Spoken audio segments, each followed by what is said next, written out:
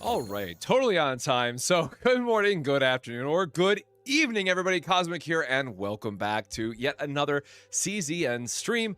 And yes, we are streaming on a Friday because we are going to be gone this weekend. And I did want to spend some time updating the build document, but I also realized that I did not launch the game yet because we do have stamina to spend.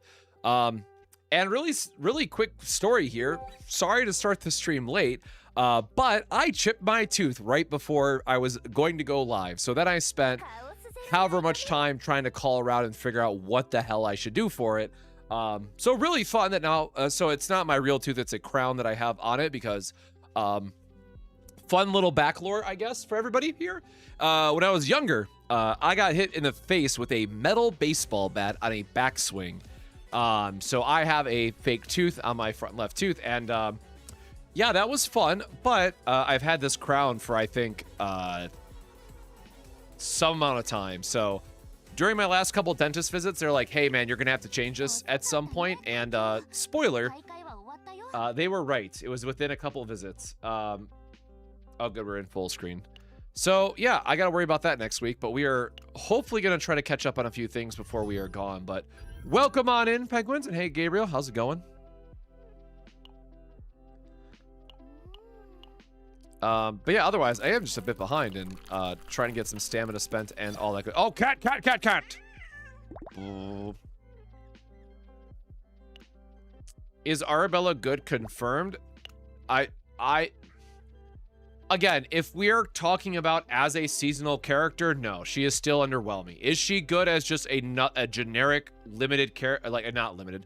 Is she a generically good character based on like power creep and how she fits in this season? Then yes, but like, I hate the fact that I have to add a 30-second disclaimer before I say a character is good or not, right? Like, it's really annoying.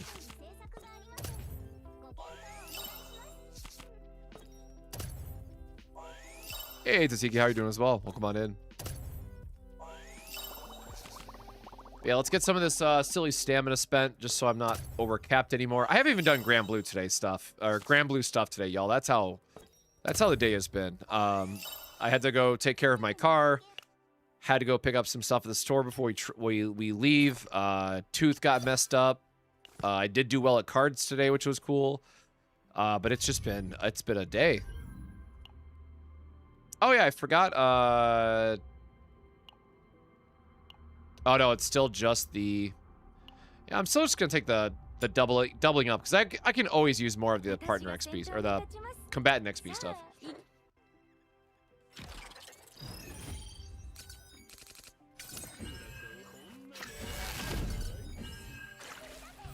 Yeah, I'm kind of bummed. Like, the more I think about it, I think the difference between if you get your fracture or not and Sortie probably makes a big difference with the E2, but like, she's still not worth E2ing just for that, especially because like not a lot of people are going to care about you know, Sortie as like her being the main driver. So it's like a really weird selling point for this character in general, I feel.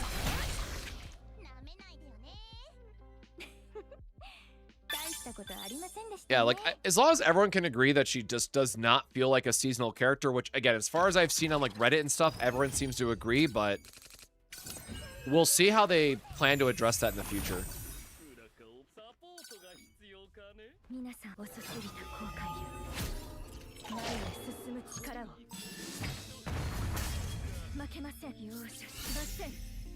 But for those that maybe pulled on her, how are you feeling about her kit overall?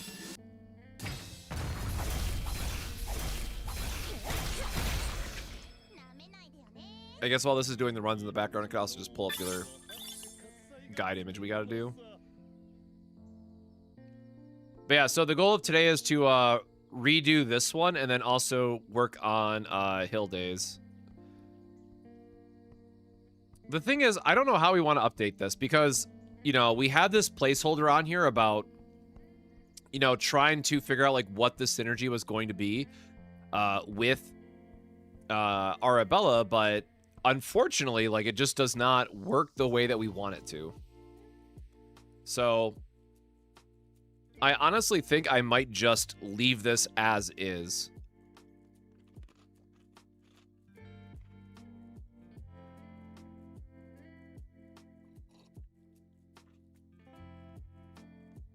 Some of my favorite underrated characters? Damn, am I allowed to say Owen? Again, Owen just because of the break armor stuff, right? But, like, for a serious answer, and this goes back to launch as well, like, I think Hugo is still super underrated. Just for how much extra free damage he can bring while also being a free draw support. I feel like is looked over a lot.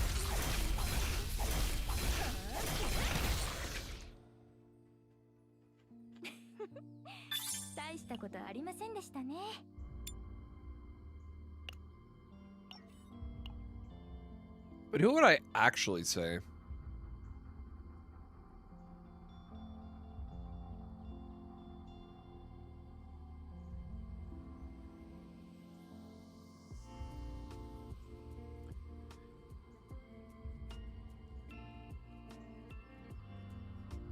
Selena is underrated as a 4-star. I mean, she did have her time in the spotlight in the last season. Like, Amir and Maribel, I feel like are the two that are still, like, or I guess these three are still, like, bottom of the barrel. Amir, Maribel, Lucas, in terms of, like, just not seeing play anywhere. But, like,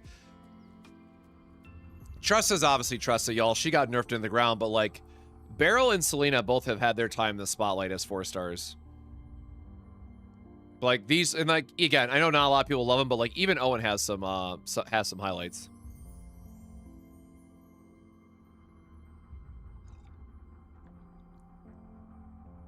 I stand by the fact that if you put Hugo's kit on Yuki's model, you'd have the most popular character. I mean, it's feel like anybody's kit on Yuki's model, right? Like, I guess I will stand on a similar hill that I think that is the reason why people just love wanting to have Yuki have more buffs.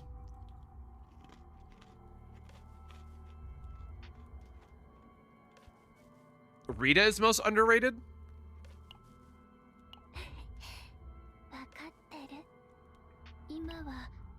I don't even have a memory fragment set on her, man. I have nothing. Like, obviously I can't show it on screen, but I did like her original design a lot better. For those that have been around since, like, 1.0 and saw all those leaks. I think she came out fine, though, otherwise still. But yeah, her kit is definitely one that, you know, it's really cool that she has the data download for, like, the morale build that we talked about quite a bit. And she even has, like, the God Divine here, but it's, you know, it's not going to have any of the seasonal points or anything.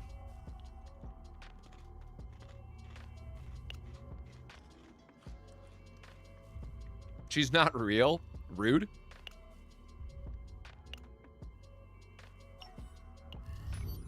Where did we leave off? We were working on Arabella still, right? Because I should probably do my delegations really quick.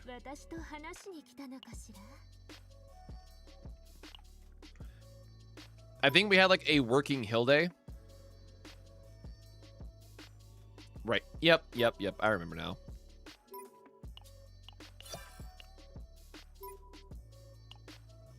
Yeah, we did get the weakness attack, but, like, the AP cost doesn't work then, so. All right, excuse me, our Chaos delegations are still for her then. Not that either.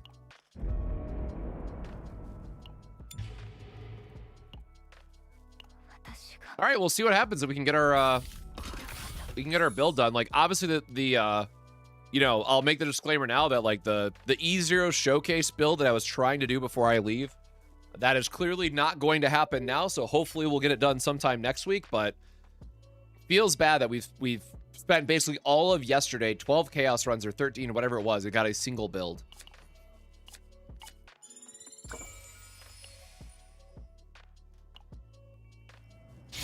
Man, Euphenia went indeed. Bring my girl home at this point.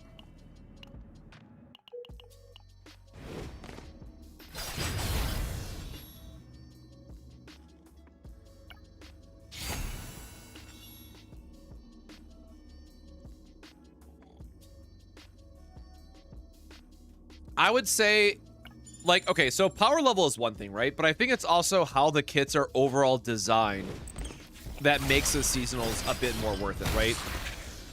Heidi Mari actually had quite a few interesting builds, and Serenial I'll give them a little bit of credit on because like it was our first one, but a lot of people love the homing laser nonsense anyway, so I think that's like that one just kind of gets a pass. I want to see more characters like Heidi Mari, right? You had the OTK build built in, you have the activate swords from trash build, you have the actual just retrieve dagger or sword build. She had a lot of really cool stuff that all did actually very, very good damage. And even if you didn't have like Selena, right, it still felt complete because you could use like Hugo or some other characters. I think my biggest complaint with the season overall is that, well, one, we thought that Hilde would really work with Arabella in a certain way, and it just doesn't.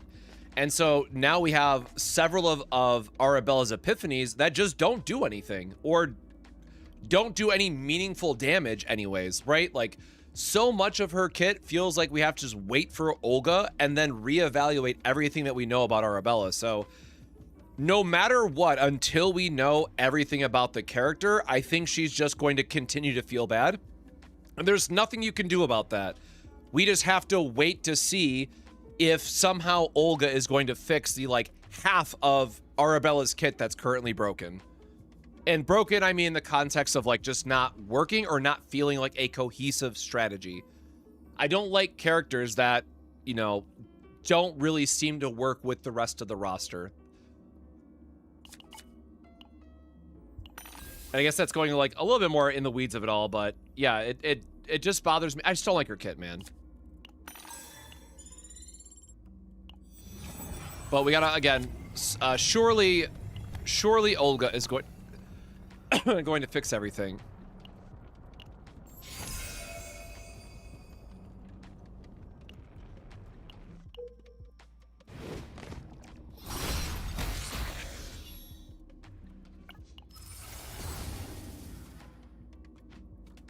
Super support for Serenial, like what would you want to see? Because we did have that really sick Tenacity refresh build with Selena during the Great Rift, which I think did really, really well.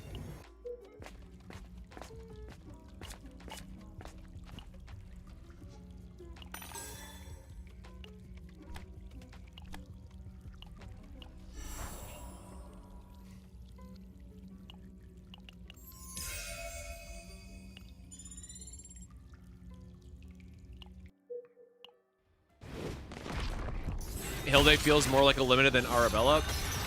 Yeah, I can agree with that, but again, I think that's just because we as a creator community really value the type of kit that Hilde brings. And then you go, oh, by the way, she also just gets free damage on top of it for some reason.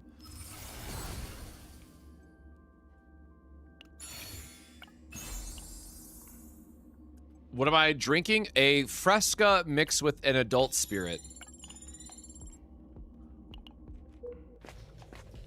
I'm drinking a bastardized highball, basically. And then I got my water, too, but it's been a long week. If you missed the start of the stream, I chipped my crown, so we are just having a time this week, y'all.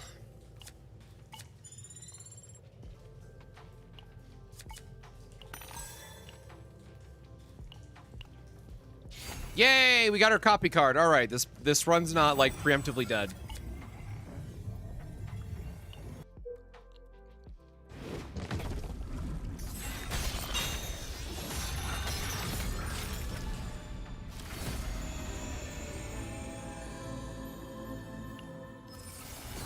Yeah, here's the thing though, right? With Hilde, even though she has like a fracture character, I can't even be upset with her because at least she can go on multiple teams and she has a couple other builds that like work out and are flexible. You can just pretend that Hilde doesn't have fracture and it's still the same character and still the same value. The fact that she is a draw engine who can also be AP positive, excuse me, and then also have a what is effectively 5 free morale buff on top of everything else. You're just like, yep, this is a good character that I can put on any team depending on what I need. And oh, by the way, if you do homing arrow, she also just does disgusting damage for no reason. So like, Hilde will probably end up being the best character of this season, and that's just due to the nature of her kit more than anything else. Like, I wouldn't say her damage is like a big selling point, but it's strong enough where you're like, oh my god, this is like Veronica on steroids for her ballista, right? So we'll have to wait and see where that falls, I think. We have a lot of money. We gotta start deleting stuff.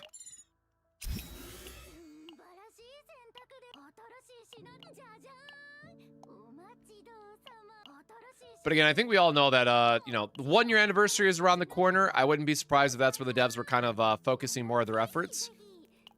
And they just had to, like, ship things as is. But hopefully everyone will be really happy with the 1-year. Wow, none of these got epiphanied yet. Hopefully everyone will be locked in for the 1-year anniversary and things will be good.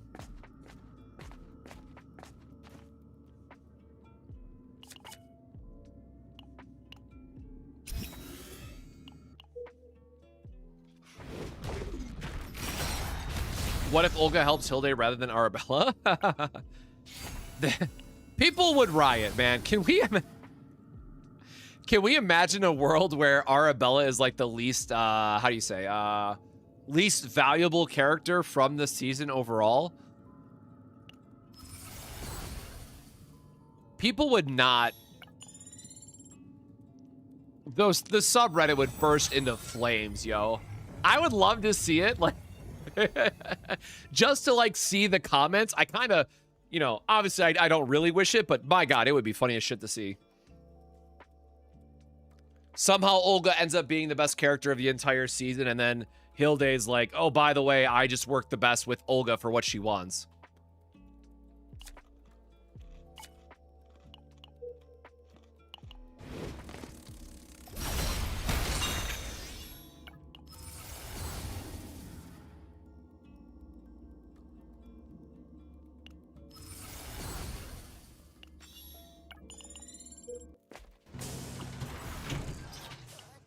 All right, the good news is we got the copy card we want. So this run is very much alive.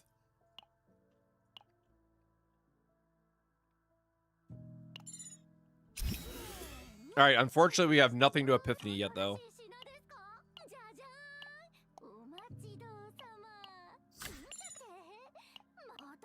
I'm not going to go a whole run again and just not get her a weapon. After what happened last, or we don't need training. After what happened last time. Oh, man. God, I am, not having it today, apparently. We don't need the Victor, so we're just gonna take the upgrade.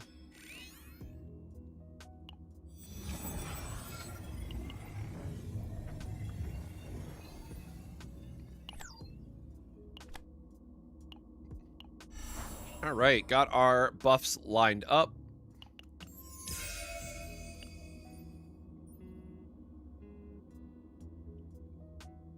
And then we can get a free divine to something just to make sure all the rest of our cards can get epiphanied. Again, probably gonna have to reroll it anyway, so yeah, reroll, but sure.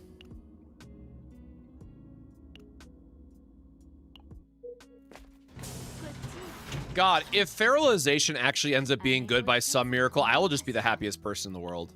For real, though.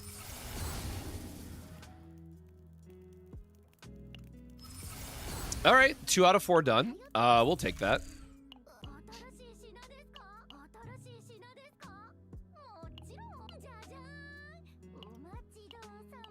All right, we are gonna save the rest.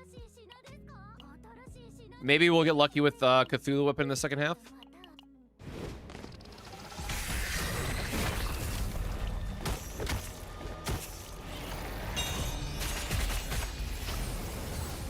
But also the other part too, right? And hopefully I'm not alone on this. If I'm alone, it's on me, and, you know, don't listen to an old man and his ranting. But I really would have expected Fracture to just interact a bit differently than how it actually is. Like, it is, like, this card in particular, right? Being like her main single target hitting card.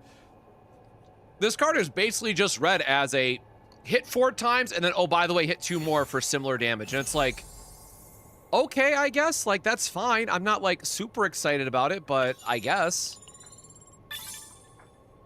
It's just, it's unfortunate that Fracture is not interesting. Now, I know a couple people have been messing with, like, the ramp up and detonate style of Fracture, but your Fractures are still only hitting for, like, 15k outside of the Great Rift, and it's like, all right, man, 15k is nothing to write home about whatsoever. So you're just like, All right, back to the drawing board, I guess.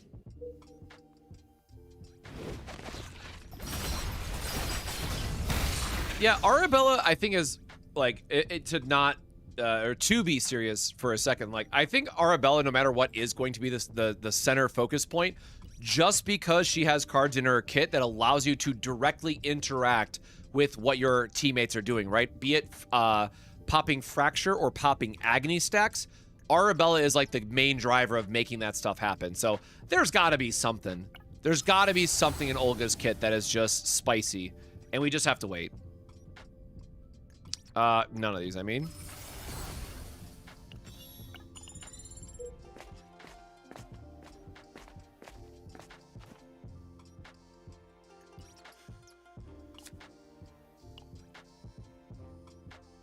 Trying to be really careful not to crack my tooth anymore, for crying out loud.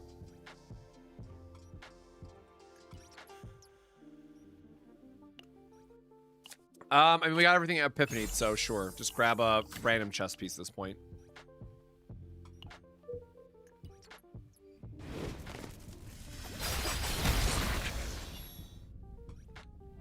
You can see epiphanies while epiphanying a card.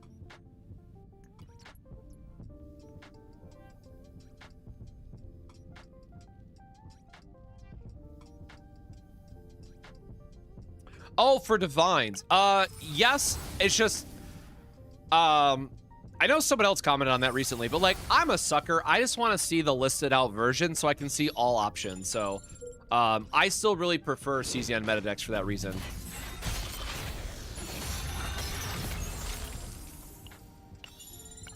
Yeah. Like AP versus damage increase versus weakness attack, all that stuff.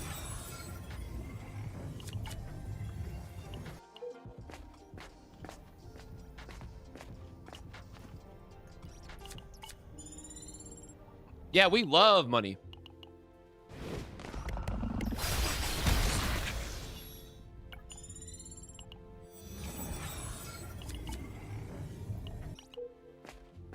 Another run where we're like just not getting any real gear or anything. I think we already have the card done, right? Yeah, the card's done, so...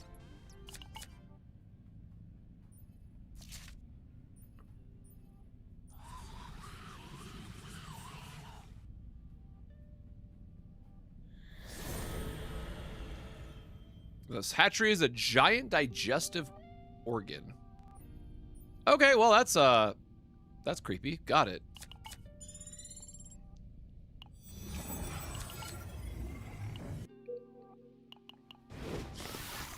We have a couple more spaces to go. Senectus, please bless us with your presence.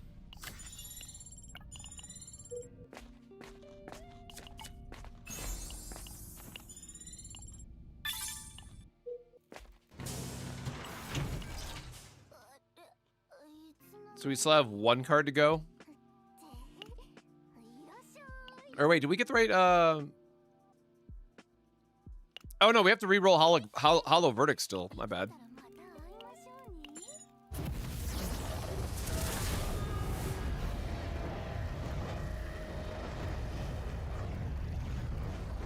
Of course it's the one that we want as well. Well, we can't brick our build, so we will just pretend we didn't see that.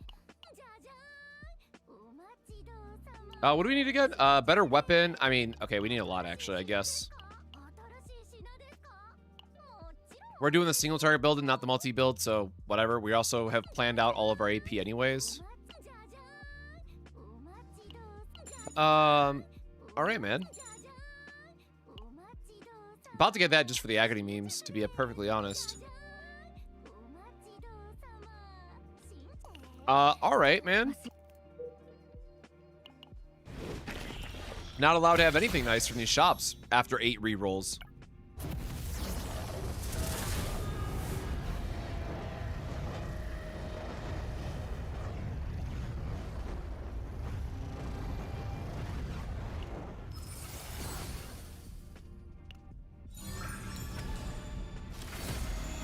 How to get 3 survival on an inquiry card? Unfortunately, you can't. One of the 3 points always has to be whatever that base card is.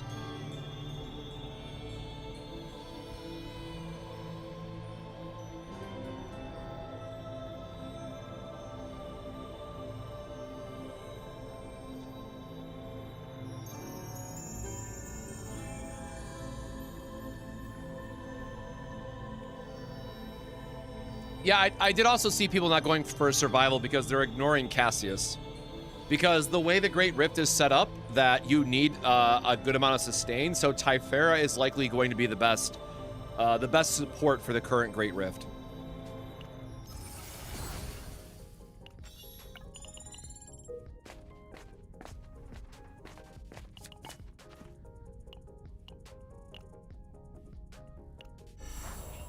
All right, well, we actually did get the copy event, so that's nice.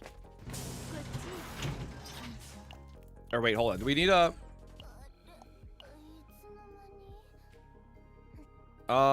That's not the right one I was going to use, was it?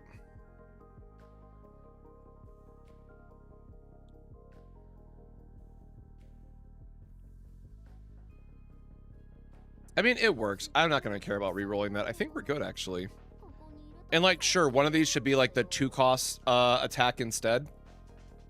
If we have the AP for it. Just to stack up the fracture a bit more.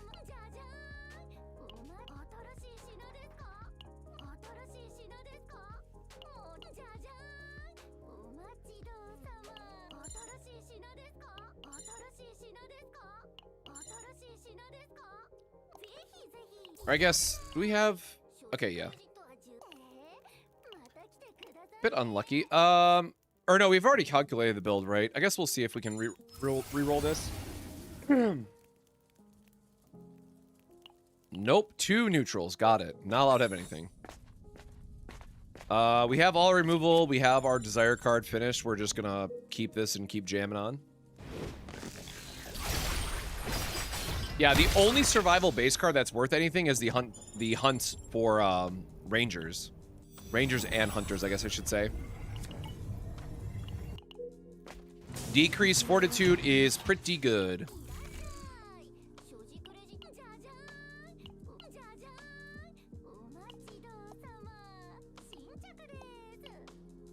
No, weapon and accessory.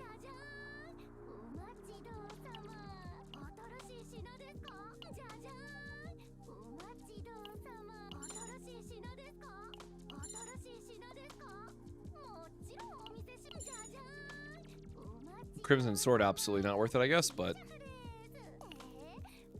Alright, and we don't care about training. Yeah, just a whole lot of nothing. I mean, it's a serviceable attempt here, I guess.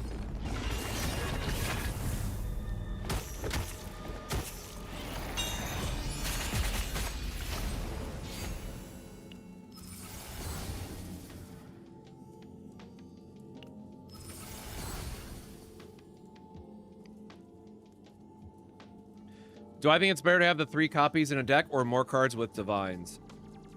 Unless it is like Arabella, where it's a very high source of damage, I have often found it better just to plan for three total copies of a card, so 2 copies, and then use the points elsewhere.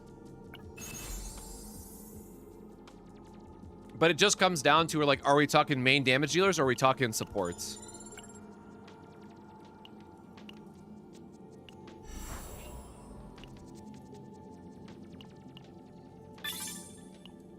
All right, well, I guess we were actually able to finish her build today after however many failed runs yesterday.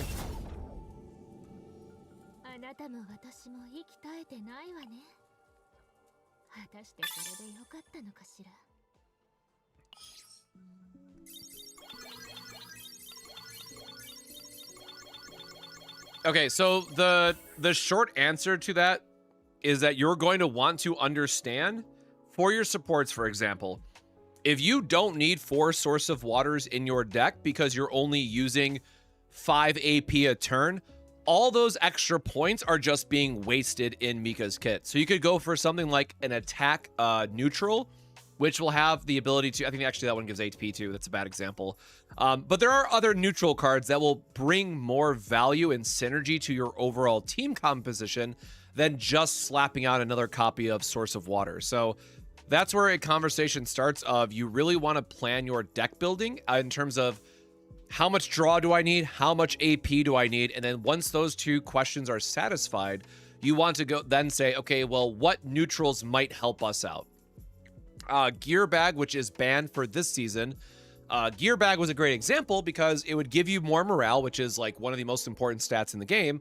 And it had combo, so it was just a free way to draw and get to see more of your deck for your setup turns so you can go into your full damage a lot quicker. But that one's kind of banned this season, so that makes things a little bit awkward. But you can see here, like for the deck that I am currently planning, I am going for a 4 of Sadistic Restraint because Arabella is the main damage dealer. So this one card is gonna put together like 30k damage probably if I finish it all correctly.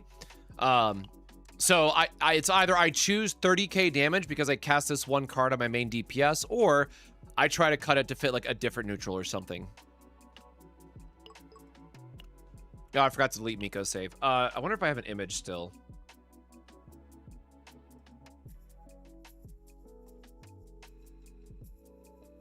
Yeah, so I have... Here we go. Oops. So what I do and what I would recommend people doing if you want to get to more like the theory crafting side, and this is all based on old information, so please don't screenshot this. This is all old, outdated builds. It's just I still have the image put together. One of the things that I like to do is look at all of my teams just kind of stacked up, literally count how much AP we are using across the team. So like if we look at Hilde at the top here, we have 1 for Vortex Arrow and 1 for Driven Hunt. If we look across for Cassius, he's actually AP neutral, so he has 0 there. And then if we look at Arabella's kit, we have the 4 main attacks. We are going to Divine Reduce these, but then we have 2 cost of cards in her kit. So then we say, okay, well, do I always want to cast like the other Desire cards? Gilded Nest is not something that I have to cast every turn, but Severed Ties and Driven Hunt is to maximize our damage.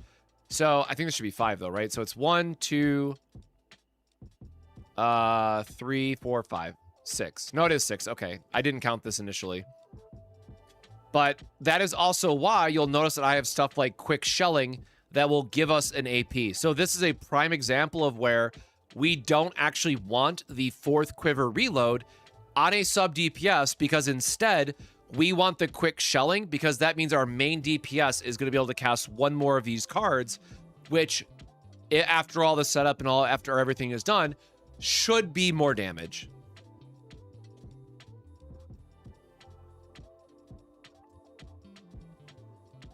No, Instinct does not currently scale for fracture damage, which we are still currently out. The jury is out if that is a bug or not, but at least for now, what we've been telling everybody is make sure you're just using an attack-based slot 5.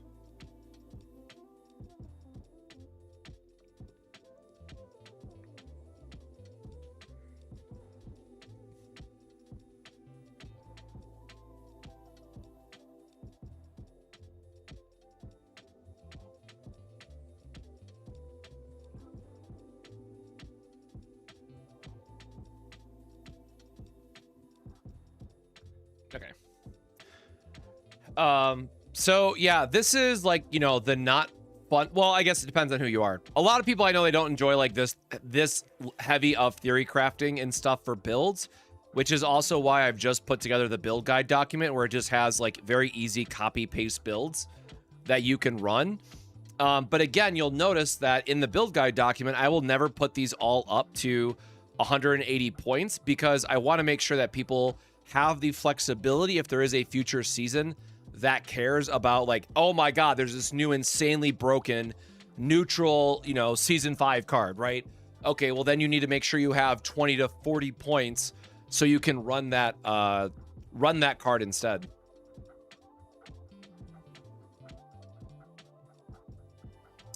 WG tested today that Instinct does buff Fracture. Then there was literally a hot fix between stream last night and this morning. And today, now. In the last 24 hours. You can tell how loopy I am still.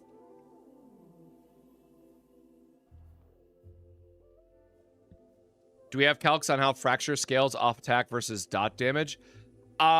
Judge might have done that in his deeper breakdown, but like the high level stuff on Fracture, right, is that in Arabella's builds right now, Fracture only makes up about 1/3 of her damage, which is a significant amount of damage. Let's be fair about it.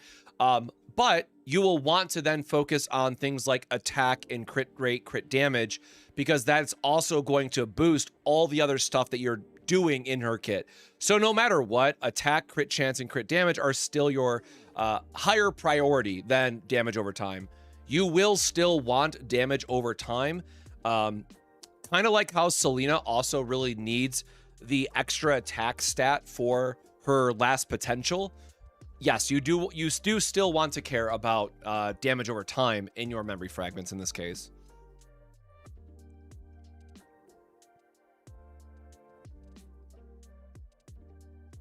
Where was I?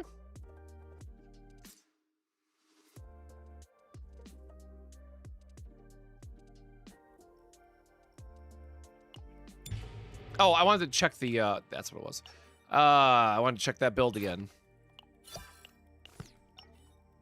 Combatants.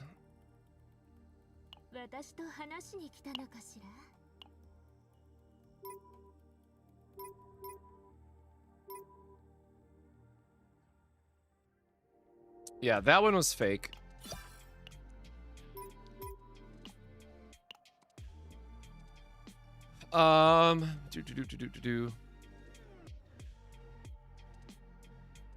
Oh, we forgot to. I mean, this gear sucks anyways, right? We forgot to change this back. That's very unfortunate.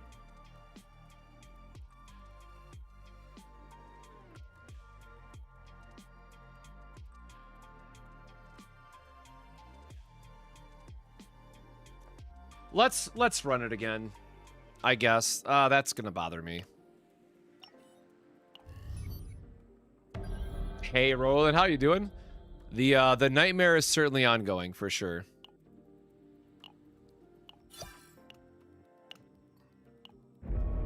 I am not happy with that Arabella though, so we will whoops. We'll do another one.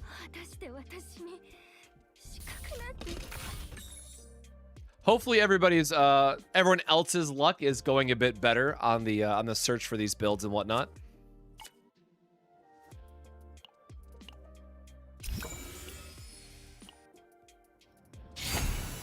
But yeah, the plan is to we're gonna finish this run. Seasonal rare grade equipment. Sure. I guess that's always a good way to get Cocoon Cape, right? That's fine.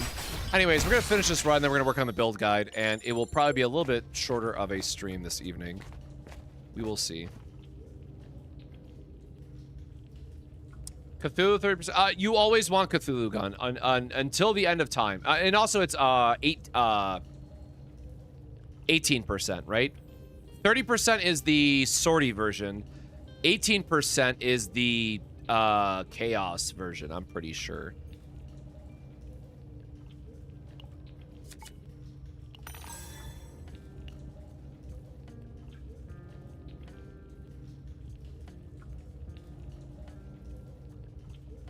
Nice. Good luck on your black mass farming then, Roland. I have to go into the sortie mines myself here sooner rather than later. Rosmark, welcome on in as well.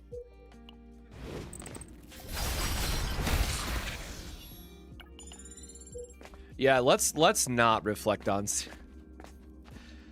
Season 1 was a darker time. And you know, look guys, as much as I've been hold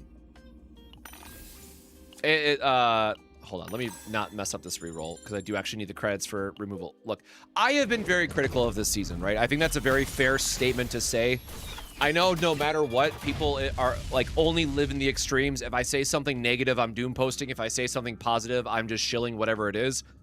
I think that this is definitely a very fair season to be critical about for a lot of different reasons. Like, maybe you don't care that morale wasn't nerfed, right? Maybe you don't care that Arabella is not as strong or doesn't feel as complete as other seasonal characters, right? But the thing is, we have reached a point where there is, in my opinion, there's enough to complain about in this season that it really does feel like a step backwards for the game, in my opinion. Now, I know that Season 3 was a very big deal to follow up with, And I recognize as well that there's been a lot of struggles, right, for how the devs had a very short amount of time to fix it that ultimately landed us where we are in Season 4. However, I do want to make sure that we always, give the devs their flowers when it is appropriate to do so. Again, we do have things like Sortie Sweep that is coming. We've been at Sortie in general is a quality of life improvement, whether you may or not want to engage with it. But from a game design standpoint, in terms of like allowing us to fix builds, it is technically a quality of life thing. And yes, I think more people will agree once they can just click a button and it's done sort of thing. So we'll wait and see to have that full verdict in the future. But yes, I will say that I am pretty tired of this season already. Like the fact that I've had to go through and refarm so many desire cards, and I'm gonna have to the third character on this team is Cassius, right?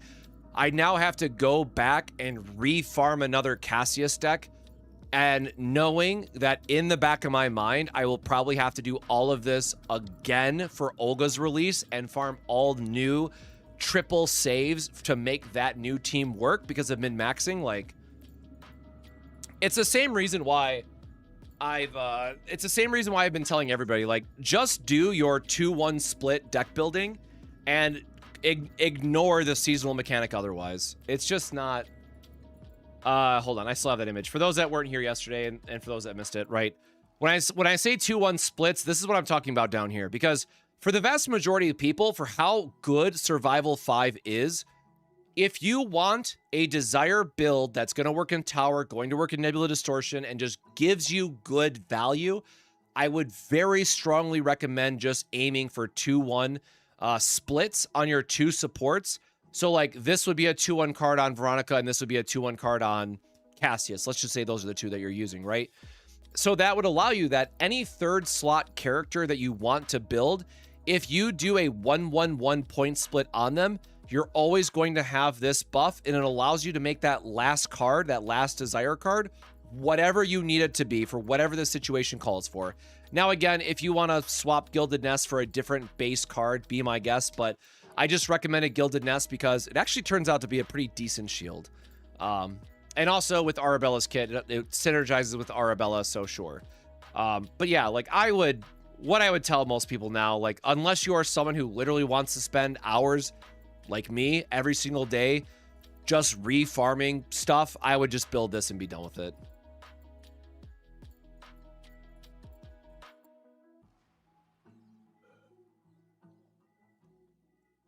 Yeah, and so that's another fair point, right? Like, as long as you have, if you like over farmed in Season 3, other than make sure you farm Season 4 decks for your Nebula Distortion, right? Because that's the only place you can't use it. Just use Season 3 decks. I'm kind of waiting for them to just remove the final limitation on Nebula Distortion, if I'm being perfectly honest. Oh, right. We were using the draw too.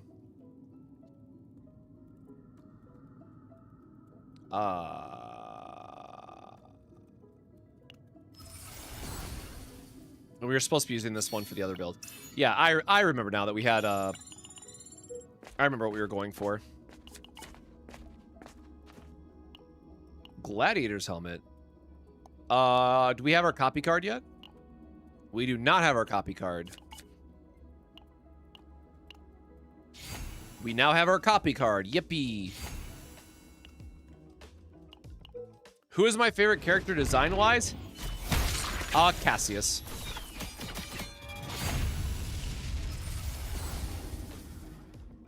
He is just my silly little boyfriend. I love him to death.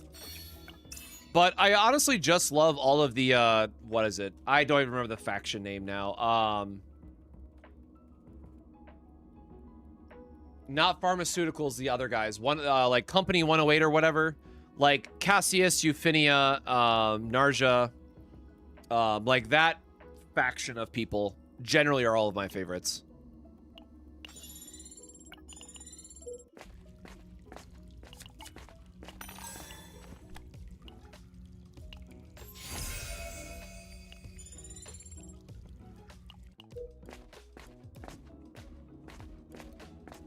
Yeah, I am getting a little, I guess I will say the beginning of the season, I don't mind it as much because it's super fun to like test the new neutrals and stuff. But like once you start to get to like mid-season or heaven forbid, the third like I think by now most people realize like I hate third patch and I hate preseason because it just feels like 6 weeks of nothing, man. And it's so difficult to make content for CZN during that period of time. Like, if I had a different gacha that I was currently, like, engaging with and making content or just playing in general, other than Grand Blue Fantasy, of course, I probably wouldn't mind preseason and stuff so much, but now that I've, like, gotten my characters to 60, like, all there really is sortie, which is fine to it, like, that we have something, but also your boy can only do so many sortie runs before I'm just like, all right, well, I've had my fill. Wait, did we already get okay, so this will be our second sure. This will be our second desire. Second survival, excuse me.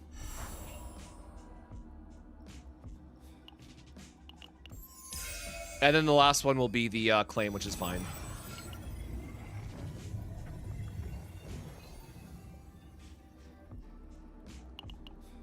I have heard good things about Limbus Company, but my biggest issue right now is that I want to join games at launch, so I don't feel like I'm just missing out on a bunch of stuff. So I totally recognize that's very much a me issue here, but let's see if we can high roll this.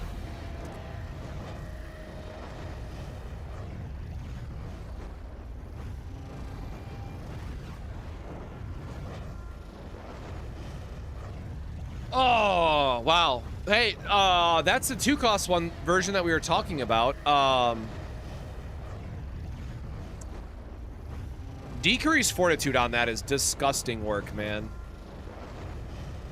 For those that don't know, that's like the don't waste your time trying to farm it epiphany. But it's obviously really good for how it interacts with her kit and fracture. Holy shit. I don't think I can make this work if I'm being perfectly honest, but I'm gonna pivot. I'm gonna pivot so I can save this for a different build. I think this is very much we pivot into a completely different build idea that I wanted to do.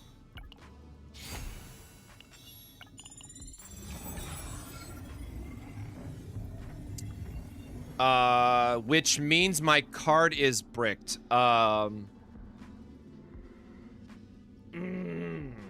How do I fix this? What is the real way to,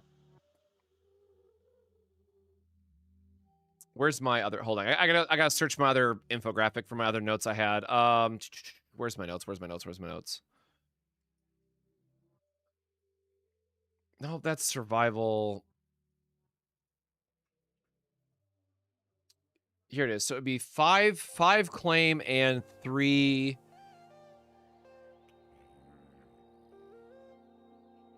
5 claim, 3 inquiry, I guess.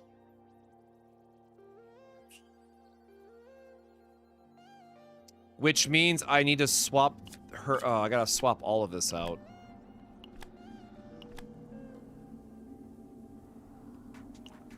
All right.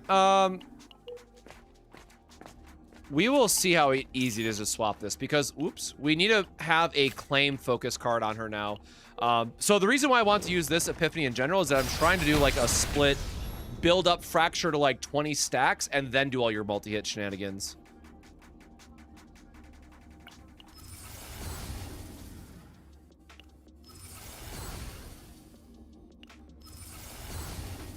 I don't know how this new event works. Investment, can you give us... Oh, shit, I've been forgetting about the stock market.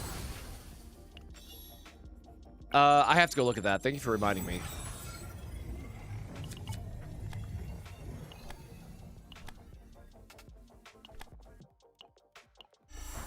All right, we're gonna see if we can just hard roll this down to sever ties and then add like 1 inquiry on it.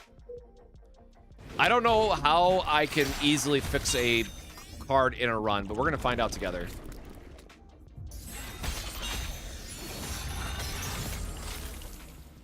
Never lucky.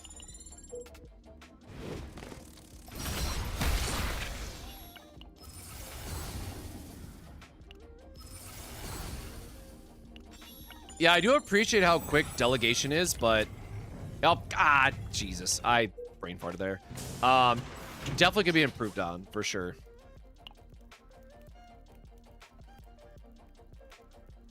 We have to remove cards still.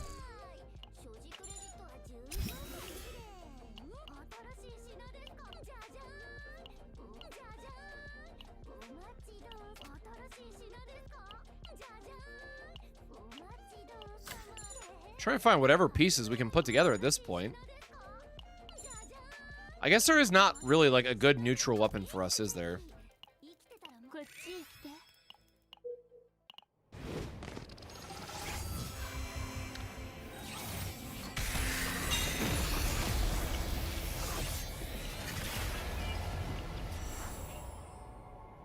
All right.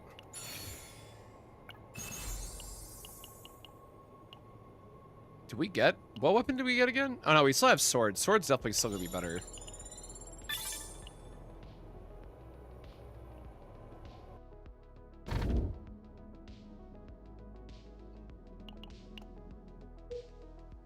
I mean, it's just a buy low, sell high, right? That's a joke, but like I don't know the full details of it.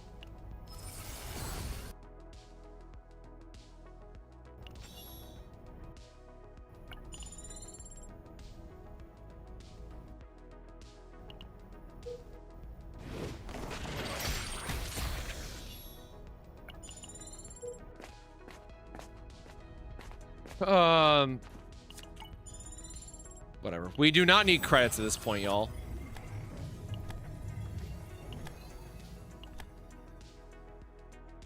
Damn. There is a claim option for the first button. It's just usually not what we need.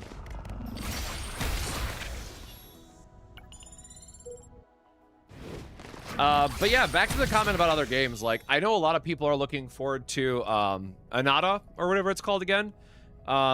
That apparently is going to have some really big announcement at Gamescom, because I've been getting a lot of emails about it.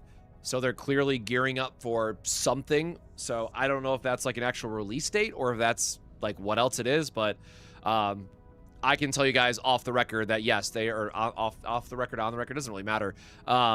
Something is happening at Gamescom. So So there will be hopefully a release date. Yeah, I don't think we have a release date for Sea of Swords either, though. Like, I was surprised that they were shilling characters already. Which look gorgeous, by the way. Like, holy shit, they look good. I guess I'll pull that up really quick so people know what I'm talking about. Langrisser.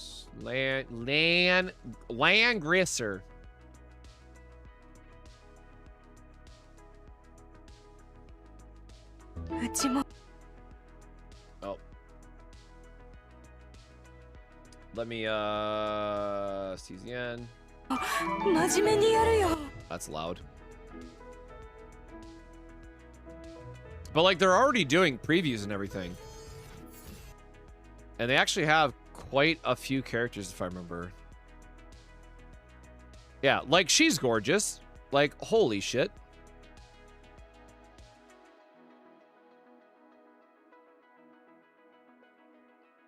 Oh, yeah, and this is the... Ooh, Lord! Good heavens. Yeah, look, I know a lot of other people have had issues with Stove, but blessed be, I do not have any issues with Stove.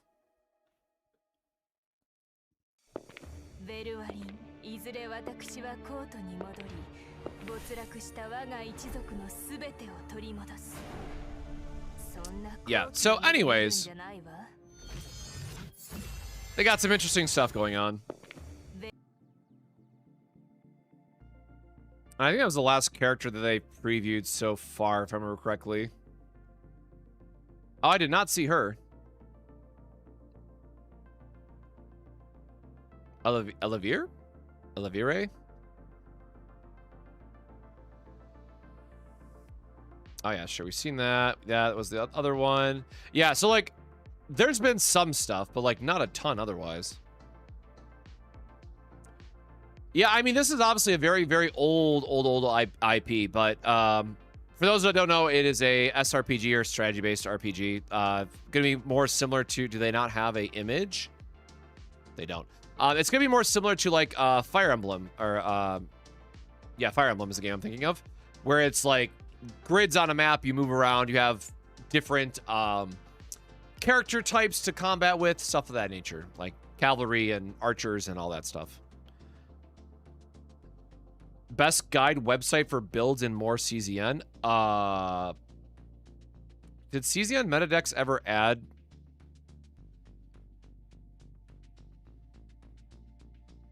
Oh yeah, here's our build, by the way. Deck search.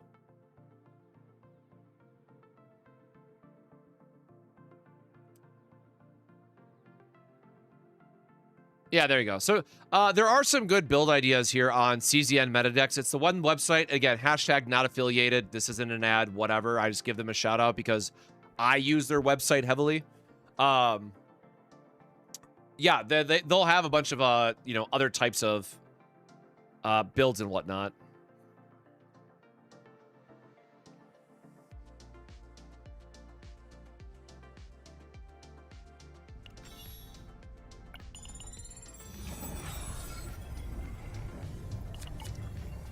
All right. Still need one more desire, I think, and we can reset it fully.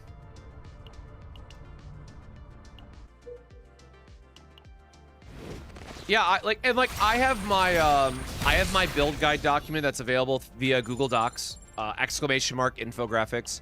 I know Sue just put oh, what's the word for it? Sue just put like a bunch of nested channels in his Discord, so like every character has their own discussion post basically, and so he broke it out in his Discord, basically the same thing I've done for the build guide document that I have. You know, yeah, whatever. Let's just take the removal, I guess, before I forget.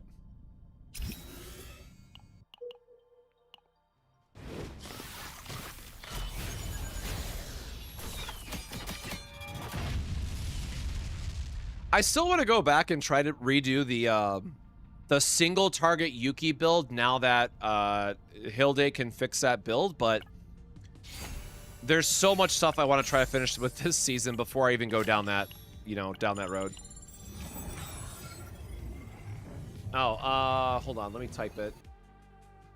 Where is chat? There we go. I'm Sue. I just put his name in chat. He's he's sponsored by Smilegate and does a lot of great stuff for both Chaos Zero Nightmare as well as Epic 7, which was his main game previously, and now he splits his time between the two. But shout out to our boy Sue for sure. Yes, I said claim. Oh, can I not get rid of the...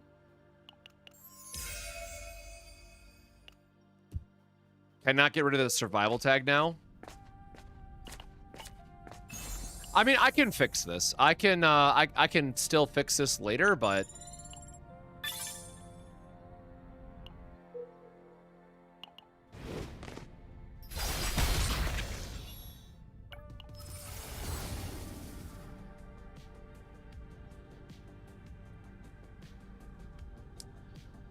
So, our friend Judge ran all the calculations in a different post, and the long and short of it is that Season 4 is going to be better for most players outside of the extra attack engraving that is located in Season 3, because that has infinite scaling, which is just going to be better.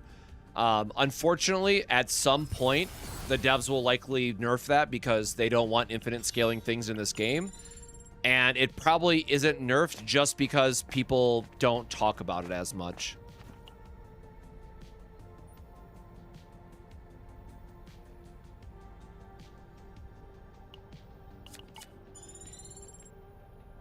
We should have just taken the fight there.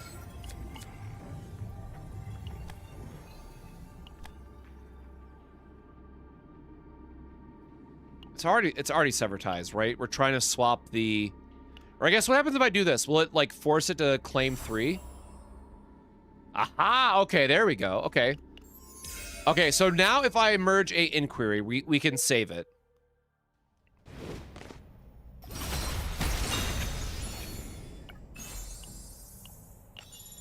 I think we're okay now. I don't know when I'm gonna do this build, like, for a video or whatnot, but, it's a future me thing for sure. And so now we need any inquiry card. Perfect. No! Wait, yes. No, wait. Oh, right, because it's gonna change the base type.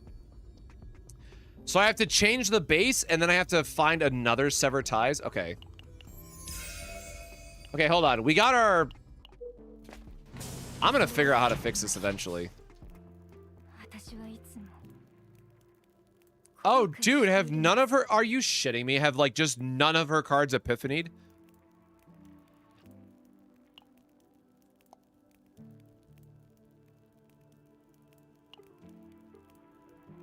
Okay, well, we do need to re-roll one of these. Because you want 2 of these and then, like, one of the explosion one.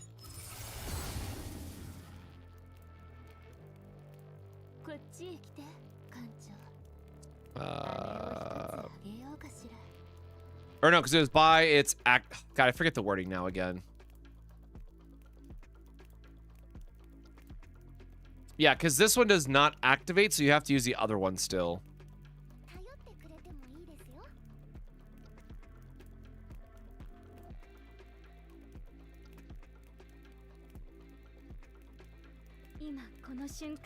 Because we'd have to have... We're only doing like 2 fracture act... Yeah, I think it is still this one, which is very unfortunate for the sequencing.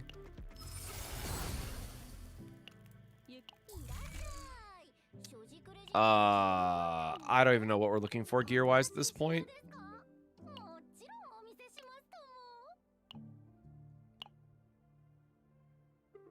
Yeah, this did an epiphany, this did an epiphany. Brother, you gotta be kidding me.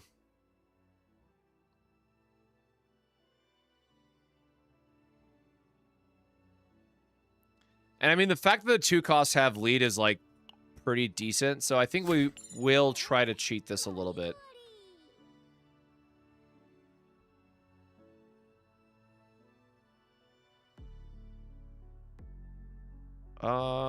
Yeah, I think that's still fine. We removed everything, right? Okay, yeah, we removed everything.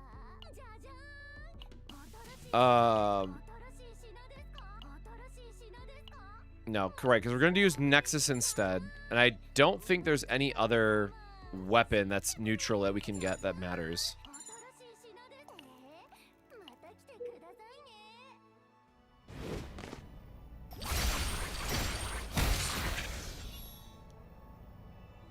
So the main thing about discard builds in... Okay, so hold on. Pause. Residence is the other one, I guess, as well, right? It's just no one really cares about Diana. But previously for discard builds, right, the biggest value was Faceless Woman, because you could just put Faceless Woman on every character on your team and get a free draw 3 every turn, which was pretty broken. But if you have Cassius, or if you're using, like, Hilde anyways on a team... then you probably don't need the extra draw.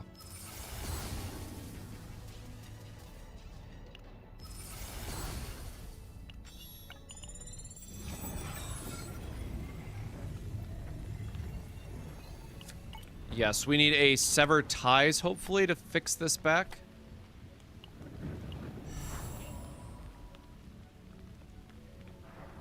Yes. Okay, we fixed it, man. Good lord. Okay. That was rough. Wait, do we... I don't remember.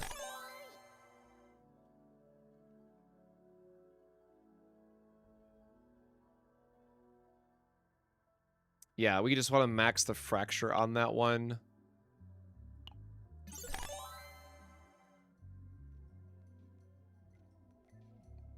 I mean, we could just be super lazy, right, and go for the upgrade. But the fact that we have the multi-hits and this is like a 6 morale equivalent is pretty insane. Right, Hollow Verdict is still not Epiphany. That is a bummer.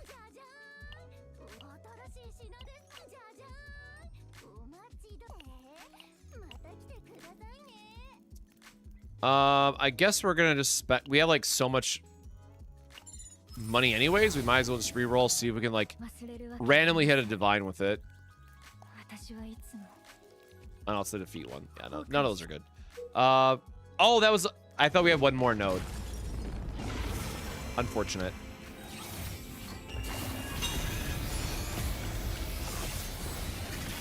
And we're gonna end this run without having a card Epiphany, probably. Yep. Feels bad every time, man.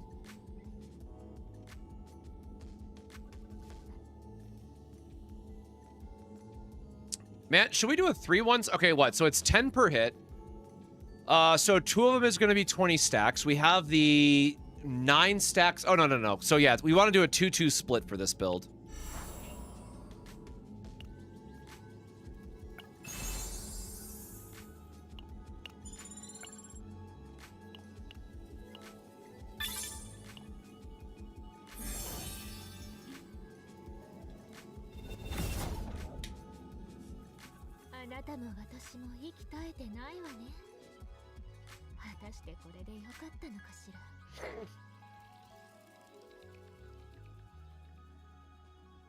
Cabby said that most people are going for the 25 crit instead. So again, here's the thing, right? I generally don't care about like top 100 of Great Rift. So I try to think of like what's going to be more universal, because for a lot of people, right, where you're probably running into issues right now with the Great Rift is that you are struggling to survive. Whereas if you take Survival 5 and you get the extra Fortitude and Resolve, that might buy you a extra turn or two in the Great Rift. And then that is the same build that you should already have on your team if you followed our previous videos. So it's like, I'm trying to, you know, I try to find the path of least resistance for people. So like I want to try to think of like what is the most universal stuff that people can use, and I also try to, you know, do most of my stuff where it's like I have to imagine that the majority of people only care about the 300 crystals and they just dip, or sorry, the 300,000 points for their crystals, and they dip after that. But to Cappy's point, Control is the one with the crit, by the way. To Cappy's point with the Control, I could see that. However, you're going to have to refarm everything, but 25% crit is a shit ton for a lot of people. Hey, Ozzy, welcome on in. Thank you. Pretty chill one tonight. I did not finish my Arabella build again. So it is what it is, but this will be a nice build to go back to if I ever want to do that fracture team that I'm thinking of. Because I really want to do something that's more on her, that's more on her detonation focus. So like we put a divine reduction on these, right? So it becomes a 1 cost. These become 0 cost, which is really nice. And hopefully we'll see some like, you know, bigger numbers and whatnot. But again, to get the value out of this weakness attack, we really want to have more multi-hits on her kit, which unfortunately we don't have. And also, unfortunately, this did not Epiphany at all because everything is awful. Which would be this one, of course, by the way, because we just want to activate a bunch of fractures. So this is the I don't think it's good, but I want to try it out anyways. This is your stack to 30 fracture and then combo off sort of thing. But yeah, we will see if I ever come back to finishing this one. Or sorry, it's 29 fracture into detonating 29 into 15. Or sorry, it rounds down, so 29 and 14 fracture. So the reason why we're using the reason why we're using the inquiry is because it's going to give us a random weaken or vulnerable on the target. So it's just a way to get a little bit extra damage. So the hope here is that we line up something like Forbidden Hypothesis into triggering one of the fractures. So again, it's a bit awkward to line up. It's just the payoff is hopefully we go draw effect into activate, get 2 vulnerable, activate into a big fracture.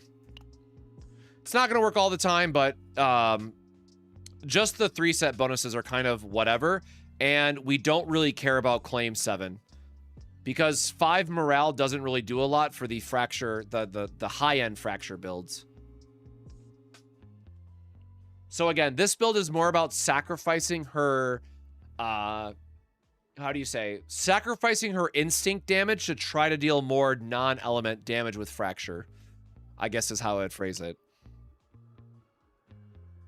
What am I forgetting? And then, yeah, obviously, like, our equipment is pretty not great.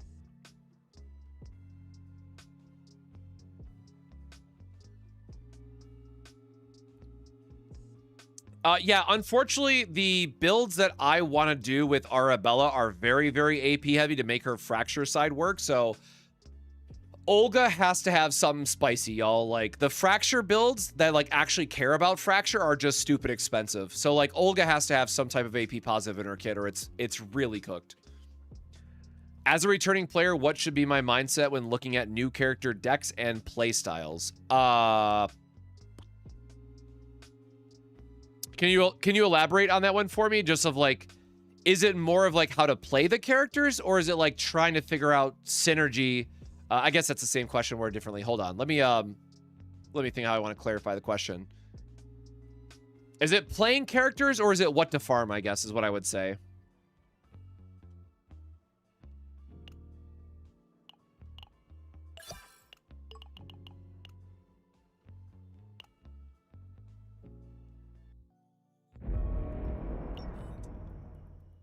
We have to delete that other build before I forget. Mika, save.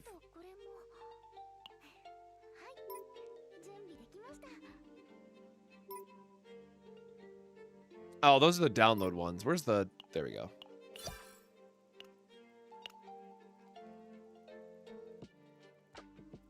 She's Psionic, so either cost reduction or auto activation. Yeah, I'm still worried. Like, okay, so I know the way that it works. Like, the whole thing is that if you remember with Hilde's kit really quick,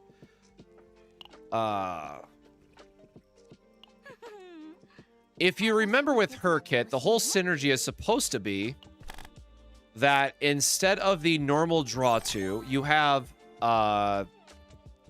this one, where you get to draw 2 lead cards and decrease the cost of those cards by 1. So this directly works with Arabella's 2-cost card because you're going to get the extra hit, and obviously it's going to help you, pay for the cost. So there is a world where you want draw and release as a 0 cost.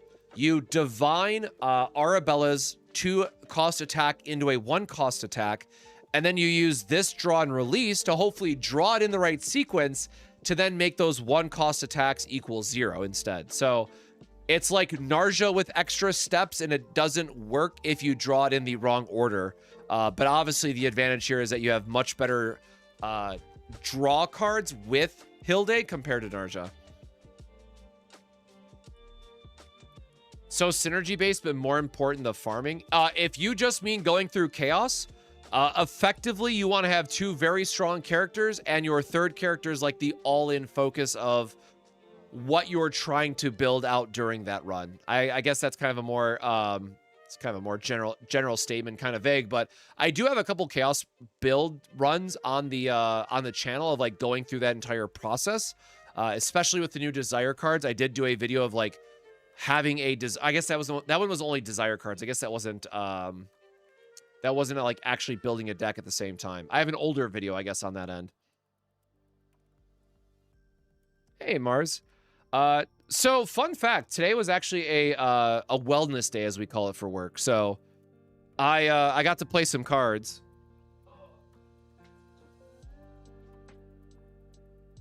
Oh, I just realized it's a green mat. It's a green mat with a green screen, but we're gonna pull this up anyways. Whoop.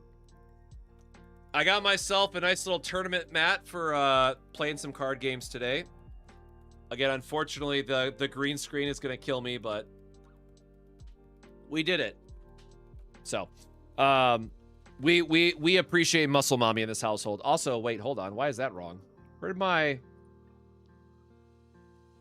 There we go. Now it's back up. So yeah, we got Muscle Mommy, and then we also got a champion card wherever that went.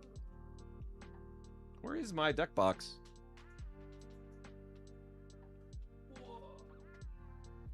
Okay, I found it. And then got a cool, again, green screen's gonna probably kill me, but just the champion card to go with her. Yippee. But the real winner is that I bought a couple packs. So my thing is, whenever I go to a new store to play an event, I always try to support the local game store and buy a couple extra packs. And I bought 4 packs in total, and I got a overnumbered Poro, and I got one of the epic cards that I've really been trying to hunt and whatnot. So if that comes in focus. Not sure if you're going to be able to see the foiling on the... This is really hard to do in reverse, by the way, from my end.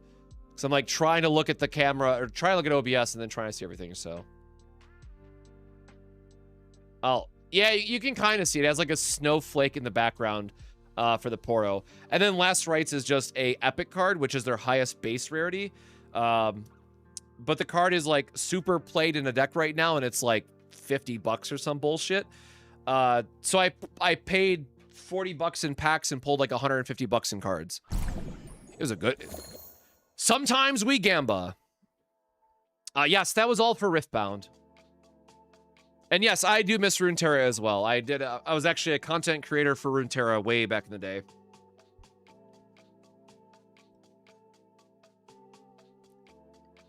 Actually, do I still have the images, I think? I do. Yeah, here we go. Here's a little Runeterra jump scare for everybody. So this was back in April 2022. So yeah, this is the old infographics I used to put together for that game. So good times, good times.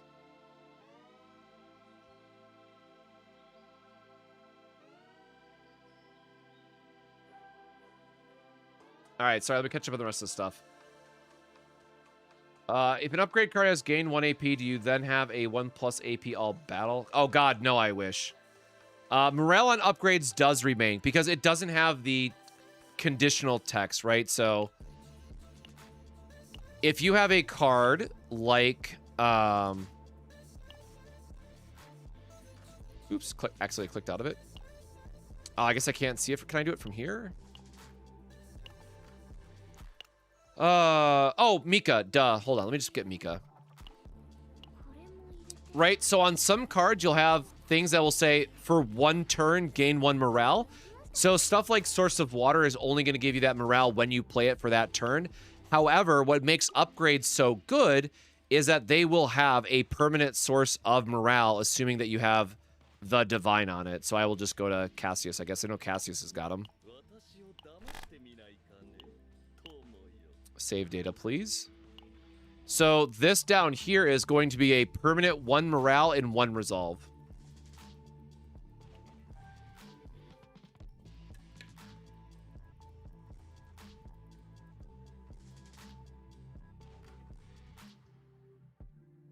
My issue is using the season specialty cards. If I don't watch you, I'm kind of lost on super decks. Yeah, desire cards are just in a very awkward spot. I think in general, like, again, for me personally, the recommendation that I'll always go for is try to build out for 5 survival and 3 claim, because it just gives you generically good value for every team. But you will notice if you want to go into like Tower, you might do Survival 7. If you go into the Great Rift, you might do like Claim 9. So like there is some flexibility to it, but if you are just looking for a series of buffs that are going to be good or good enough in all content in the game, that is where I recommend Survival 5 and Claim 3, because it is just the most universal overall for the game. For this season and where current balancing is at, I guess I should add that disclaimer.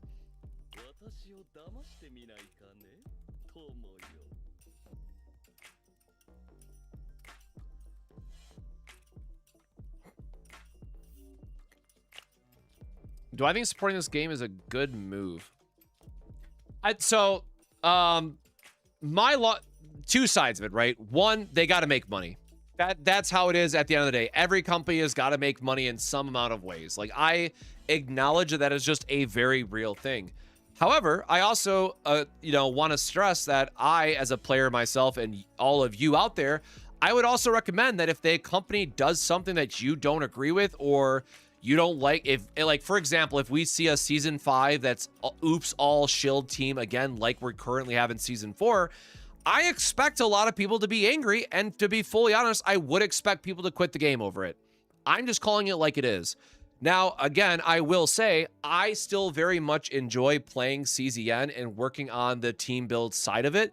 And as another disclaimer to that is, because I'm in the creator program, because I do all the infographics and all of that stuff, we as content creators get X amount of crystals every single month just for creating content on the game. So for me, as someone who is like not able to spend money on TCGs like I used to and make content over there, I am very thankful that I can make all the content that I do for CZN for literal $0. That is actually a very big selling point for me personally, because then, so again, for those that weren't here at the start of the stream, I fucking chipped my tooth. So I have to go replace my crown now next week, which, by the way, that's going to be like $1,000 to $2,000 to get that fixed. And spoiler, CZN is going to help pay for that. So like, I am in a very privileged position. I can very much acknowledge that. Like, even with insurance, trying to replace my crown is going to be a pain in the ass. But I have, I do. Okay, so small disclaimer, I do buy the battle pass. Like, I myself monetarily support the devs by buying the battle pass, as well as I bought the monthly, I don't want to call it a monthly battle pass, but like the monthly chaos delegation thing. I bought that as well, right? So that's what I, put my money where my mouth is, sort of thing. But like, I don't have to spend the money to pull on the characters because I have so much crystals just saved up by playing the game on top of what the devs have given out to all the creators. Or again, like the random apology gems that they've given out in the past as well. But like, for example, for Riftbound, I literally have my one deck, and today there was a skirmish. I'm gonna keep the playmat for myself, but I will hopefully sell that champion card for like $100, and that $100 is gonna go right back into Riftbound just so I can build a new deck or try to upgrade my deck for this new set. Like, I am trying to be as close to zero on my spending as humanly possible across the board, which admittedly does make it difficult for me to also cover other gacha games, because spoiler, the YouTube channel, while it has been very helpful, and then Twitch Prime subs and stuff as well, I just mean content creation in general, it does not pay for like all the new characters that are constantly releasing in multiple gachas at once. So if I ever get into another gacha game, I will only be able to play one other gacha game at some point, because I will then recognize that no other company out there is going to be as generous as Smilegate is, at least for their games. Now, again, I was in the Enfield content creator program. I've talked to a couple other people. And again, yeah, Smilegate is leaps and bounds ahead of other, again, non-sponsored content creator programs. Again, because obviously sponsorship, is real money at that point. So yeah, maybe we'll find out some other ones. As y'all hopefully remember, I am very excited for Honkai Nexus Anima. Hopefully MiHoYo's program is good, but I haven't heard anything good about it, man. So we will see on that one. Okay, I need to probably spend a little bit of time working on the build guides before I forget, because I did want to update those before the weekend.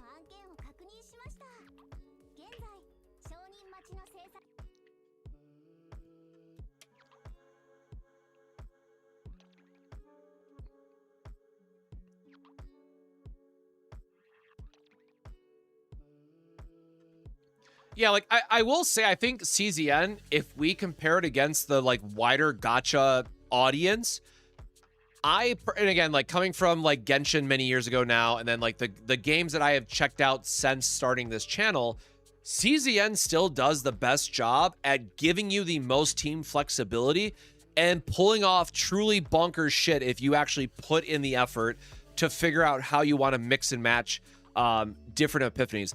Like, dude, I will say it all day.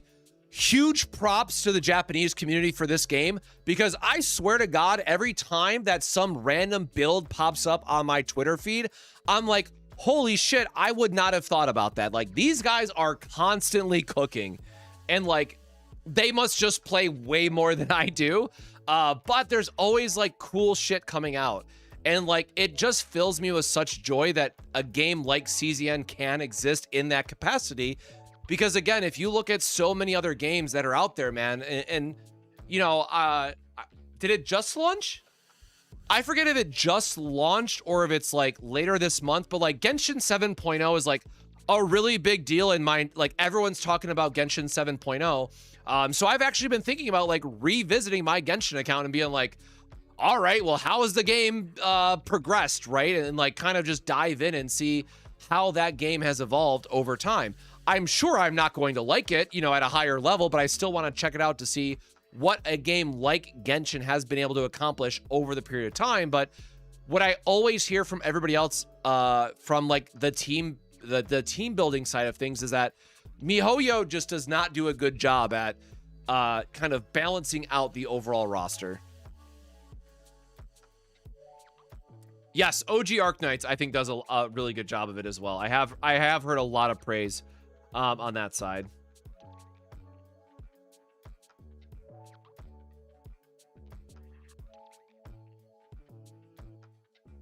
Genshin Update was 2 weeks ago.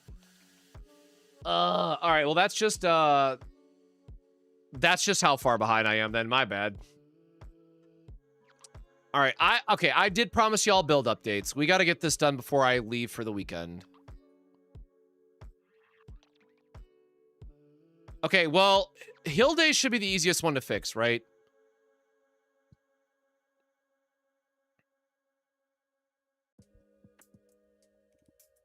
This just turned out to be crap, so I'm just going to delete that one.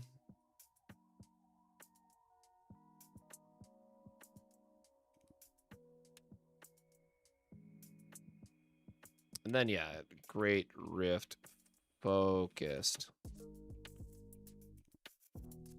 I guess let's just move all this up. Oop.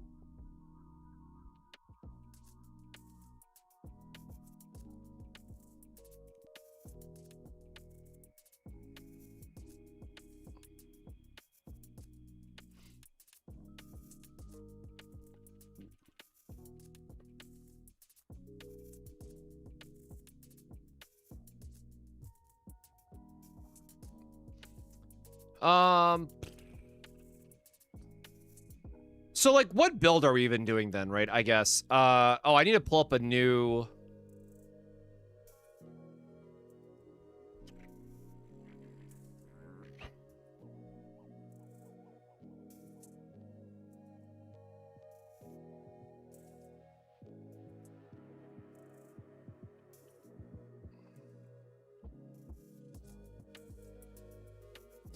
Oh yes, and then like the free vulnerable is really good for sure.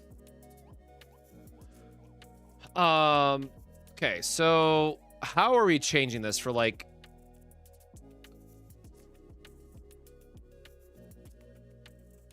here's the thing, right? Like I might have to just fix this again for when Olga comes out, but like I don't know how other people feel about it, but bro, Fracture was the Fracture sub build was such a letdown. Like what a legit bummer in my opinion.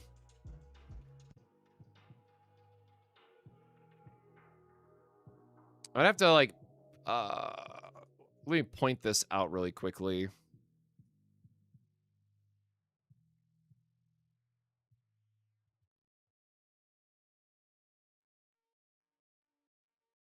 Oh, you know, this is for ionization, right? Yeah, we cannot give up ionization.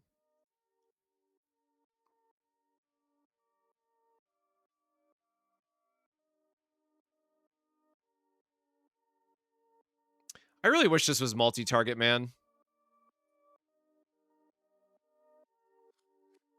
Yeah, so I'm going to change a couple cards on here, I think. You really don't want... Like, you don't need her extra draw, though, I will say. Like, this does just become a draw, too, right? Because of how it interacts with the arrows themselves, but I think you still just want the extra attack and the free cycling that this is going to provide. No, why are we showing sortie effects? Hold on.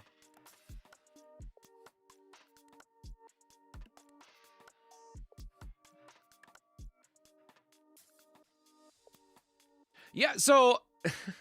Again, I think that's a big part. Like, a lot of us, you know, obviously it's too early to tell with Olga, but, like, given the history of psionic characters, I'm not going to hold my breath, but I would not be surprised if we are in Season 5, looking back at Season 4, everybody's going to talk about how broken Hilde is and just completely, you know, forget about the other two characters, is kind of where I see it going.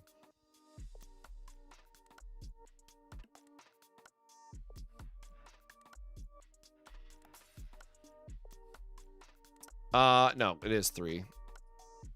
We'll keep her other one in. This becomes 0, copy, delete.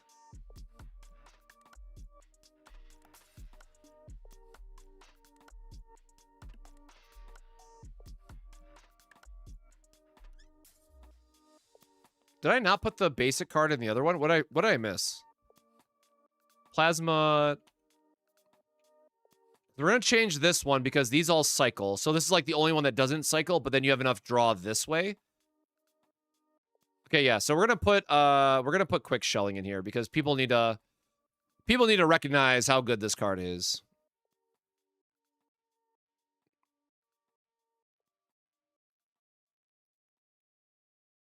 We're going to put Agony on it just because of how it interacts with Arabella.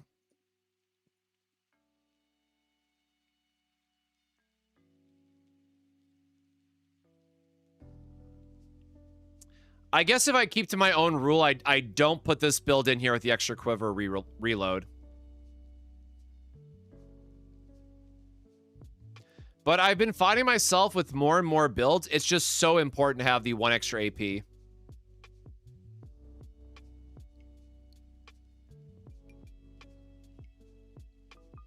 Yeah, that's been one of my things I tweeted out. Like, I really need to see better neutral cards in the next season.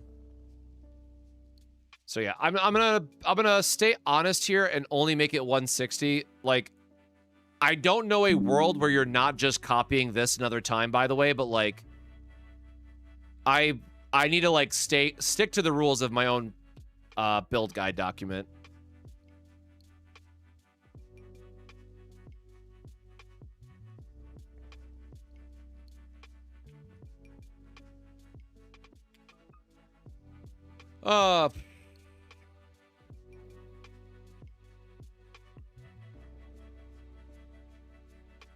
Have I broke the 160 rule in any other teams in here?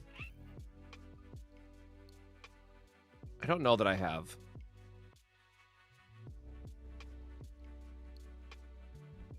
Less cards, the better, right?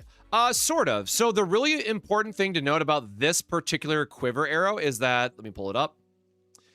So this version in particular, compared to all the other ones, has a really important note here that says draw one of these cards of the homing arrows. And the homing arrows themselves, when they are activated, are going to draw you a card. So one of the main issues, you know, with the base card of all these other ones is that they do not immediately cycle themselves, where this one will draw you 1 extra card. So that's why the 4 homing arrow is just always so goated that it'll allow you to keep that cycle going.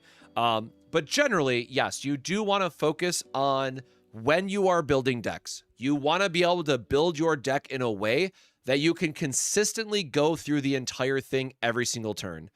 Again, that might change in the future, but like at least for right now, best recommendations, best practices are to loop your entire deck every turn after you've played all of your upgrades or other setup related cards. Or if you have like retain cards, you leave them in your hand and then do whatever.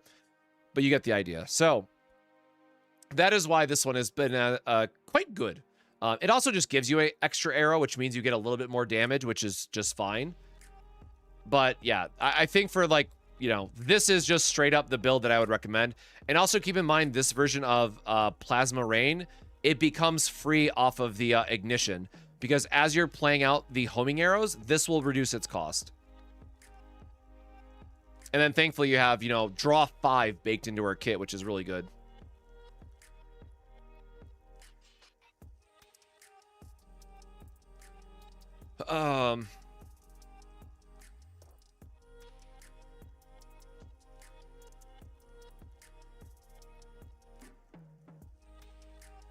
Well, also pushing out decent damage numbers. With Divine plus AP.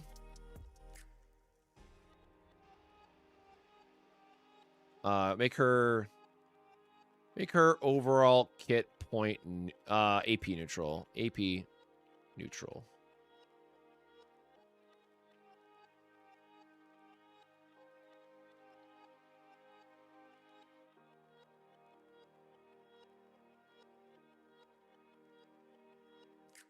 I'm gonna say that one's good enough, I guess.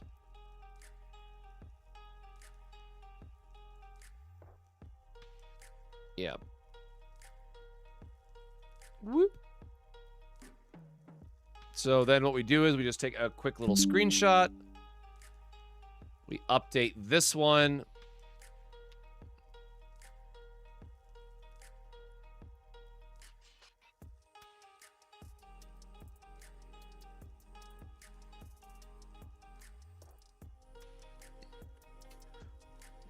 Wouldn't it almost be better to run her with the ring item that...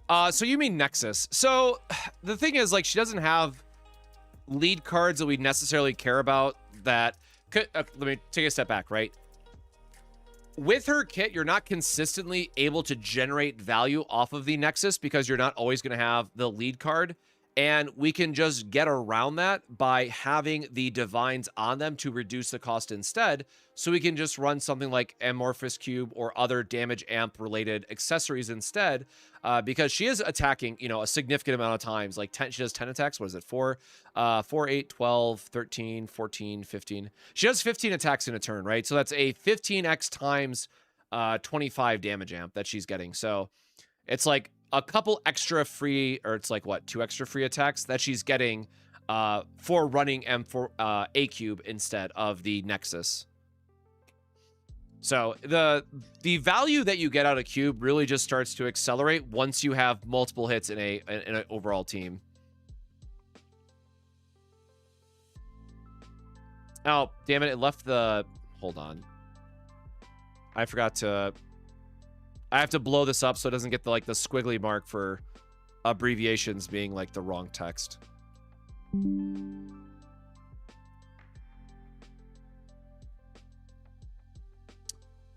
Okay, so that gives us duplicate.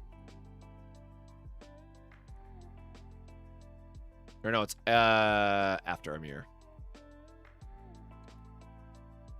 Rename Arabella.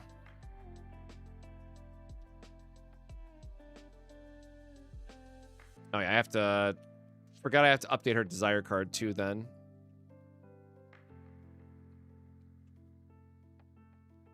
Not a problem. And again, if I... Because my brain is... It will like skip parts or like quickly try to explain something. If something I say doesn't make sense, and it's not just like the sleep deprivation hitting, like just ask me to clarify, please. Like I am not always the best at explaining stuff after... however long I've been up already, after a long ass day.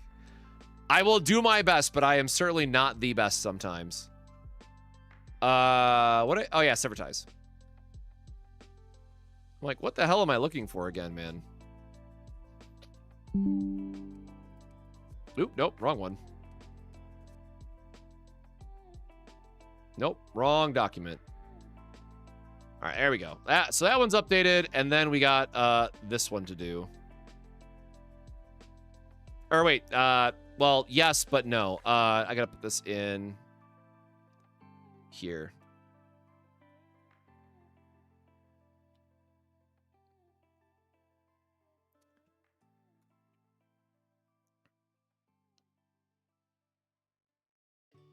We don't have any other ones, right? There's like nothing else that's good for her kit. Season 4 gear is again pretty lacking. Like obviously Cthulhu gun, right? But like that's the only like Shellbug horn. Oh, then the attack one, I guess.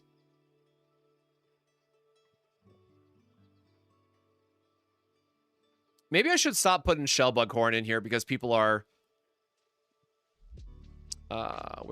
people are confusing it. Like the reason why I previously included both on some characters is because like both drop from the final boss and are like both can be good.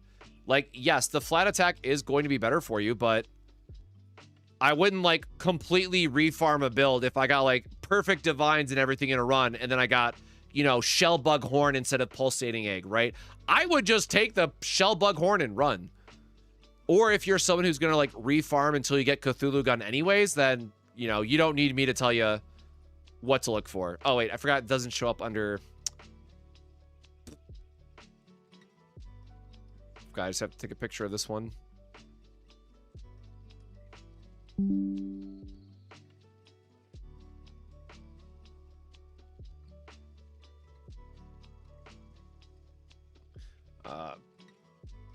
Both drop from final boss.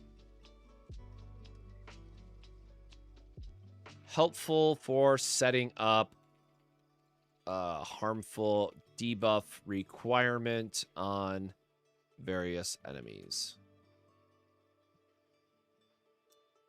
Okay, so now the actual fun part of putting all of this together.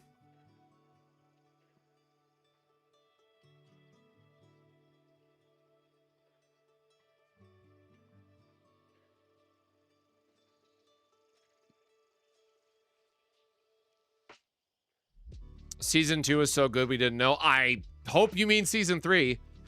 Season 2 is its own nightmare, man. Shoot.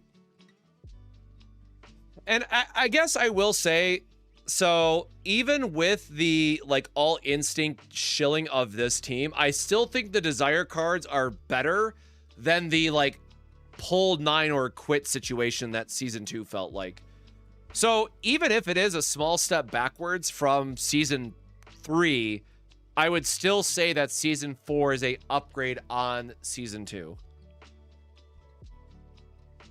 And Season 1 we just don't count because that's, you know, the baseline.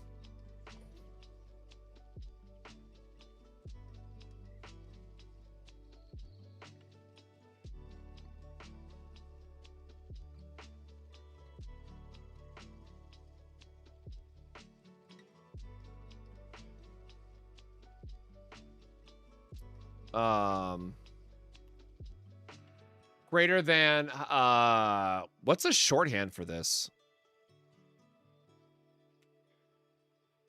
I don't know. Hopefully by now people have heard like the early reporting of like how the partner's 30-some% damage more. I have not done the calculations myself, but I've been hearing some absolutely disgusting numbers.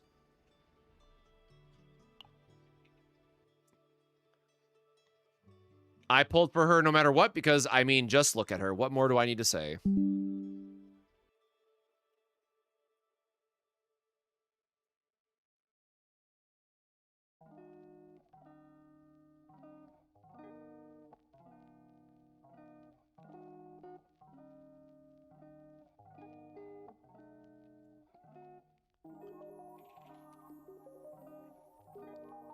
Or wait, sorry. Nope. This is Arabella.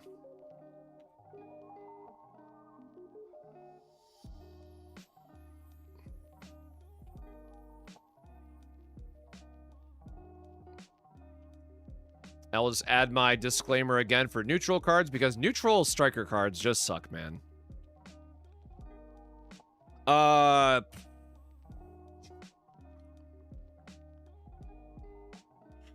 mean, realistically, what do I even put in this section that's not just like Narja Cassius? Like, yeah, obviously all 4 of these work again for various things. Like, Narja has the cost reduction loop. Mika's just good. Ray has the 1 or less card damage buff, which technically works with her, but doesn't boost like her overall. I don't actually, you know what? I think I do cut both of them. Because they don't like, because they don't fully interact with Fracture. I think you actually have to cut them from like the list. So it's like this, I guess, plus Hilde.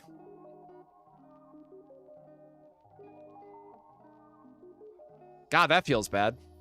I mean, obviously it should change once we get Olga, but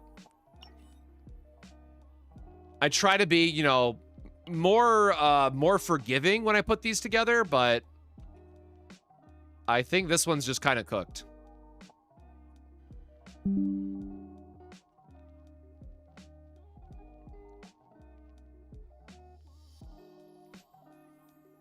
Well, Cassius is just the thing that, like, he's able to boost both her normal attack damage builds as well as her fracture builds. Oh, you're right. I could just go on, like, Pridewind, right? Pridewind has it, I think? Because, like, it's not in-game. Where's my browser? Yeah, you know what? Sure.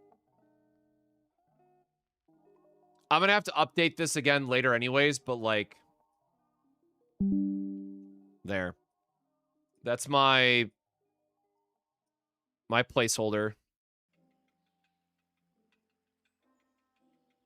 I feel like I've messed up all the spacing now.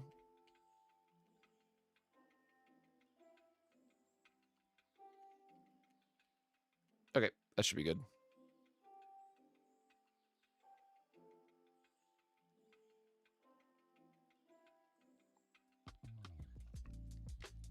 I will say it just feels bad too for like trying to put these early builds together just to end up like being wrong like we were with Hilde, but like no one could have predicted that Fracture just like was not gonna work for Arabella. It's super annoying.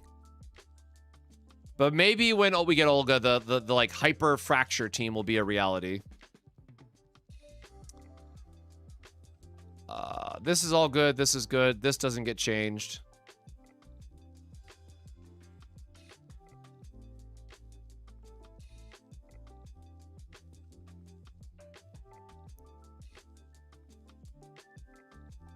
Oh, you know what? Do I have my, hold on. I know what I can put here. Lurk.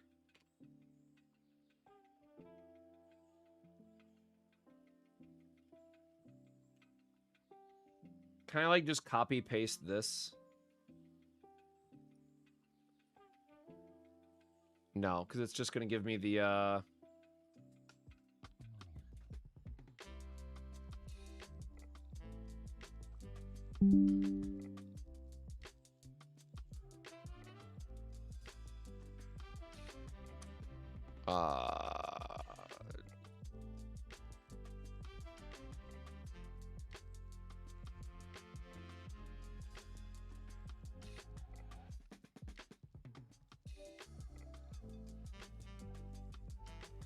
All right. Obviously not the highest quality here, but you know what? I like that better than just my logo, so sure. So what do we want? We want single target morale slop, and we want a generic...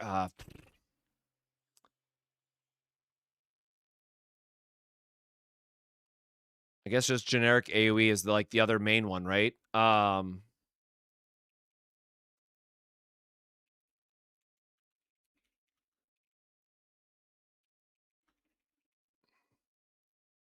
Let me not.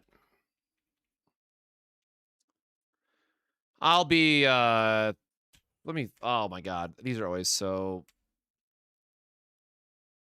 Let's just not overcomplicate it, I guess, right? Let's just throw those together.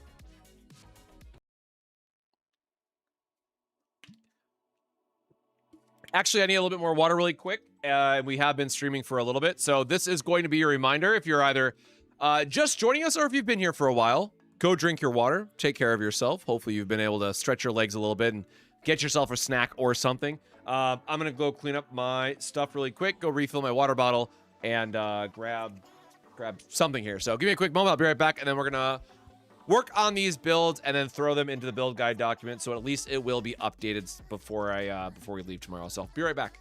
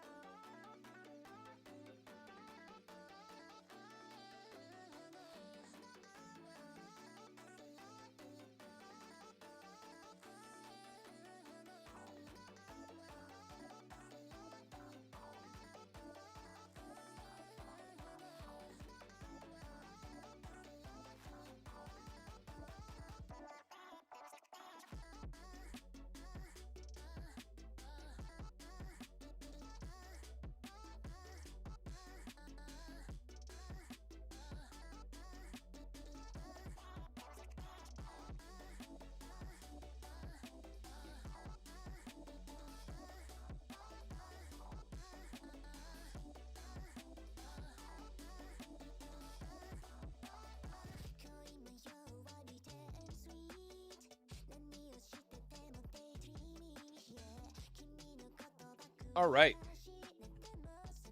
Figure out how we want to put a couple of these more generic ones together and update the... Oh. Uh-oh. Cola on the cheese room, Matt, just because I popped open the can. Oopsies.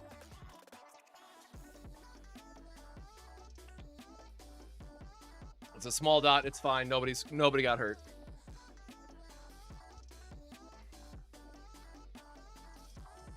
That's already got a couple spots, actually.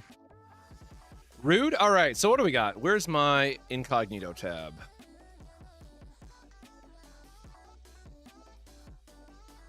We will just reset everything.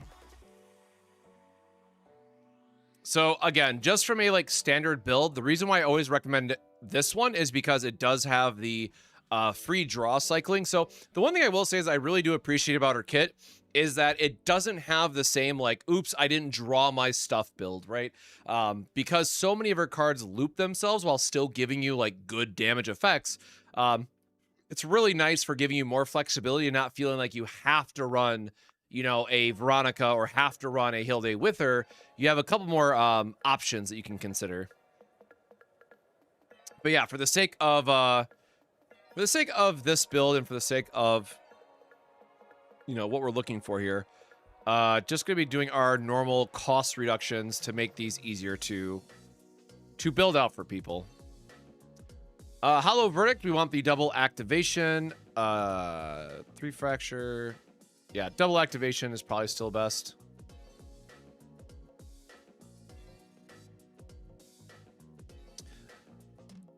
It is really tempting to just put the upgrade in here as the general recommendation, because I feel like for a lot of people it'll be easier to use, but we really do want the multi... sorry, this one. I guess depending on what team you have, it might actually be harder to get the harmful effects stacked properly. Maybe I do just recommend the upgrade.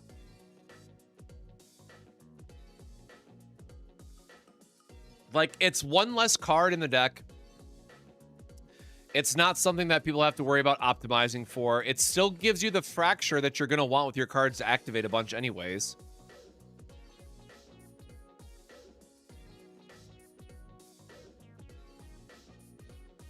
I still also just like the free damage increase.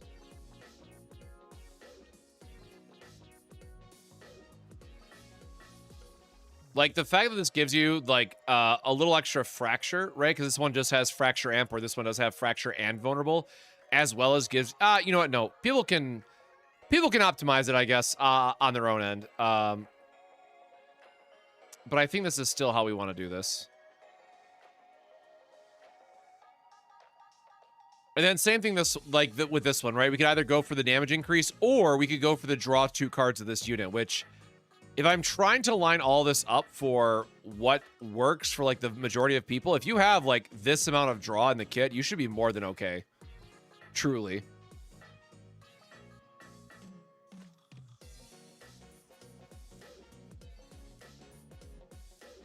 But again, it's just rough because, like, yeah, the 4th Divine is automatically going to cap us out here.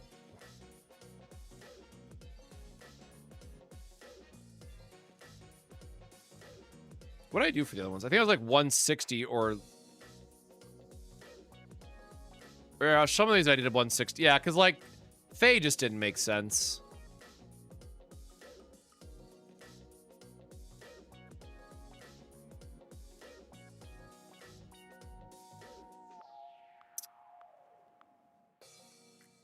The thing is, that's 4 AP, right? Like, that's being a very greedy setup with all of her stuff. I mean, I don't think there's, like, a realistic way that we're getting around it. I think you just have to accept that you're going to have an AP-hungry character.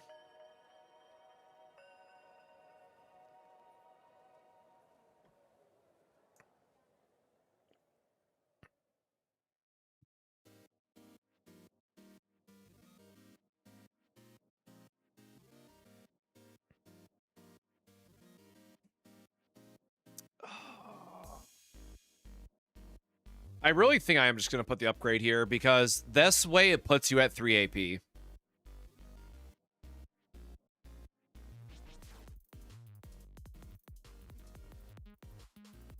Yeah, I think I'm just going to make this to, like, the as easy to play as possible build. I think that's probably how I should approach this.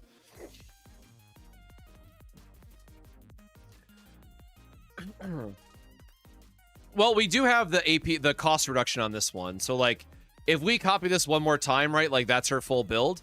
And then don't forget, we also have Sever Ties traditionally here. So this is actually a 4 AP build, not even just the 3. So, like, we're kind of already over her AP costs that were allowed.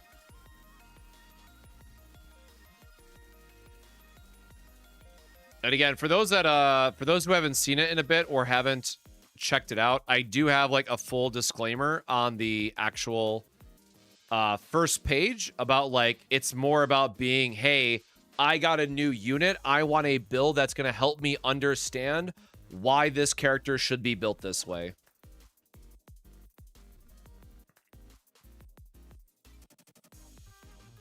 So I think for that reason, I do change this from what I would personally recommend normally. It's kind of the other hard part about our build. Like, these 2 cards, I think, are just insanely flexible in terms of what your team needs. How does the defeat conditions or tag work? So when that card is used and it kills one of the enemies, the defeat condition will trigger. But it does have to land the killing blow.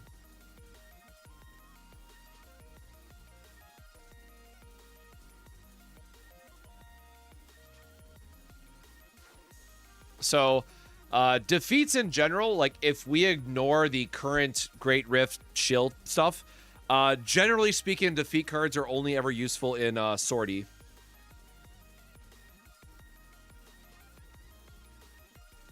Which, again, they can be really strong there.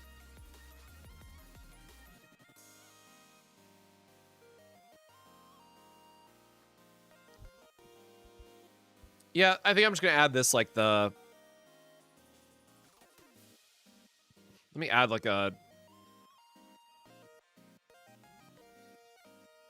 intro, single target.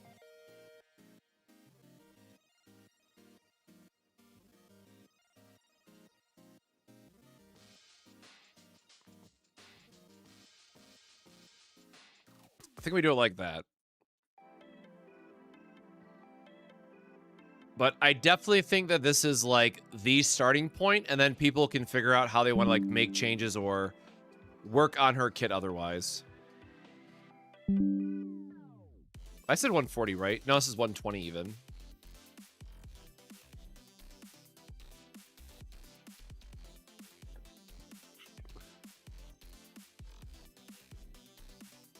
When buffed by morale.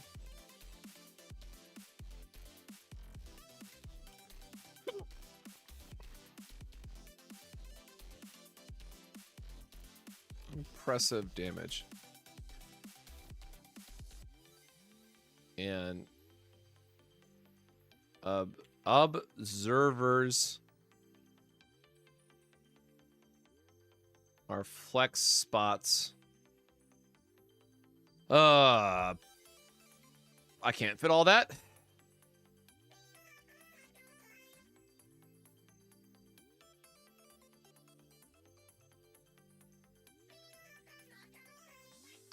When buffed by morale, Sadistic Restraint is a 6-hit card that can deal impressive damage. Scream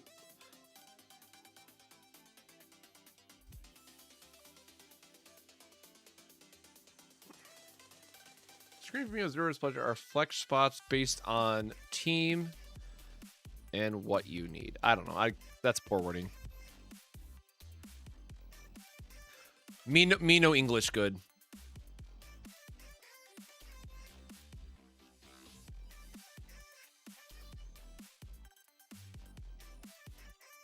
And then this one is just straight up Hollow Verdict, which is fine. I guess, is there any other, like, generic epiphany on this I would recommend? Not really. Again, the weakness attack is cute if you high roll that.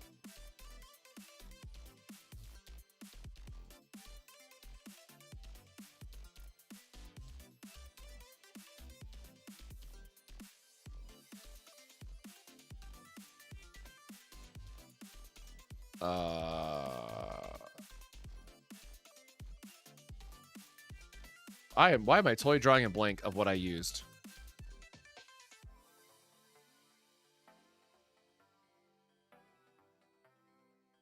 That is the double activate.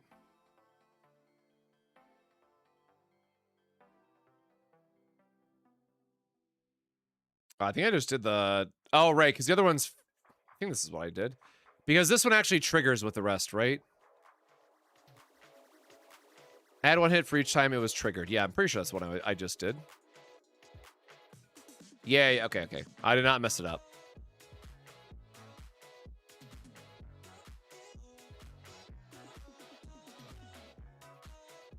Oh, right. This one is just stacking Fracture otherwise.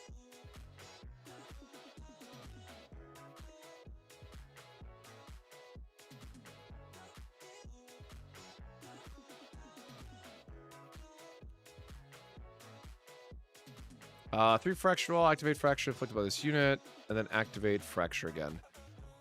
Yeah, again, another spot where it's like you really could just use the upgrade version if you really want to. I think you have a bit more flexibility when it comes to how you line this up. And again, all of this subject to change with Olga. I would not be surprised if that little tiny terror comes in and ruins everything that we have built out.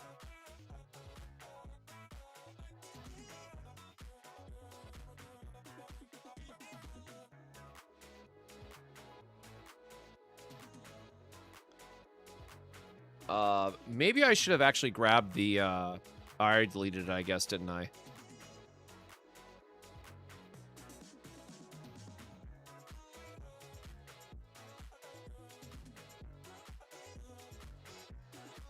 Subject to change based on Olga's kit. I don't know.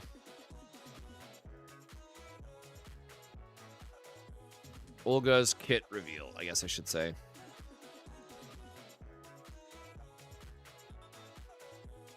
Maybe I'm supposed to, like, put this right in the middle between the two. Like, it looks crowded, but I don't think there's any way that I'm avoiding that.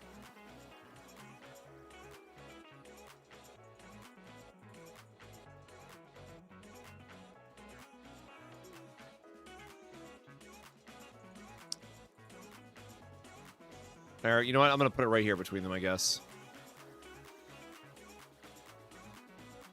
Builds are subject... Bloods?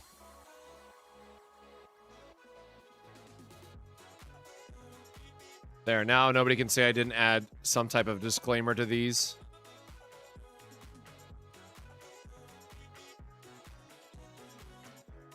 I think that's everything then, right? Or no, I gotta write the...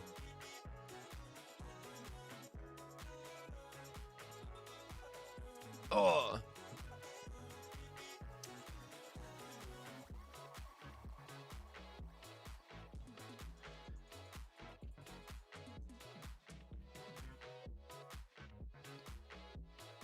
I don't want to word it that way. Because the tower only has like 3 enemies. Like I guess there's like Dogwalker Prime, which is really good for Hollow Verdict, but like her single target build is so strong. You can just use her single target build and clear all of tower that way anyways. So like it really can't make an easy recommendation for Hollow Verdict. I guess Sortie maybe. If you get like the bug floor, it's really good.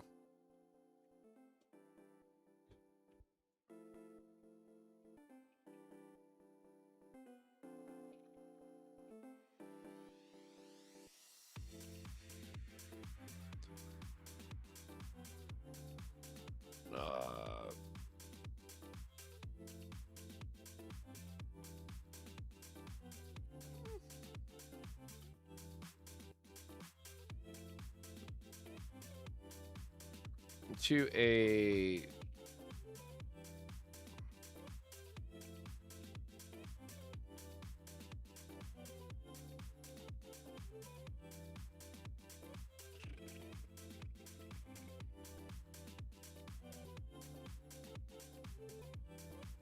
making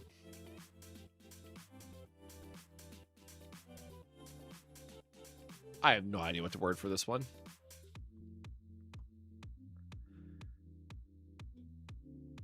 Use one time you would or could use Yuki. That's also fair. It's just like the thing I keep going back to, right? Is that like AoE builds in CZN are just so awkward. There hasn't ever been a spot where it's like, oh my god, I'm so happy that I have like, other than like 1.0 launch and having Kalipe just carry everything. There's not really a like I feel good about having AoE like outside of the very current Great Rift because that's obviously shield for her, but like. Tower, Basin, like none of that really matters. Like your single targets have been good enough. Like at the same time, I don't want them to give us like, you know, a 10 enemy wave, right? Or not 10 enemies in one wave scenario because then you're just like praying to high heavens that you can survive. But Hollow Verdict just feels like it just doesn't have a proper home outside of the Great Rift, of course. And obviously it's still like okay in Sortie in some situations, but if you get her fracture amp going and if you just have a good morale buff bot, you're fine. So I guess that is a disclaimer, right? Obviously it's going to be better in Sortie than the single target builds when you don't have the ability to really ramp things up. It's a lot easier to stack fracture in Sortie than it is morale, so the AoE build is going to be better for that reason, because you can always just set up a big fracture and detonate it while still having good AoE damage.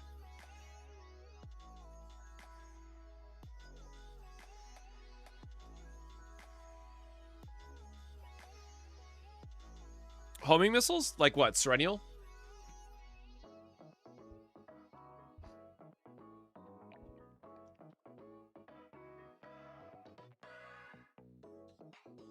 I don't know. I can't wait to have like random Reddit grill me into oblivion for this. I guess that looks a little bit too big still.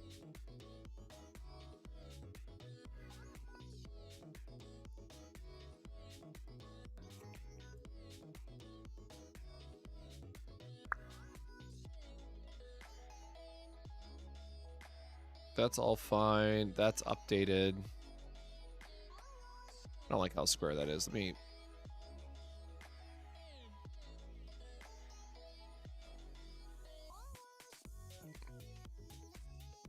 Nope, now that's not I'm like one word off, I guess. There we go.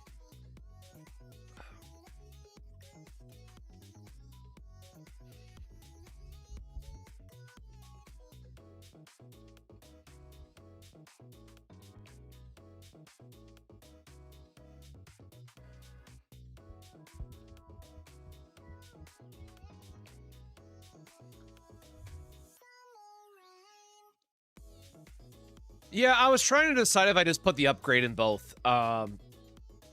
Because again, like, it is just so important for her overall kit. The AoE build recommendable for the Great Rift. Yeah, like the Great Rift itself is all about Hollow Verdict. It's just where the current design is at. The meta right now for consideration appears to be Arabella, Hilde, and Typhara. And again, Typhara is really just giving us an extra bit of survivability and being able to trigger the flower from Swamp.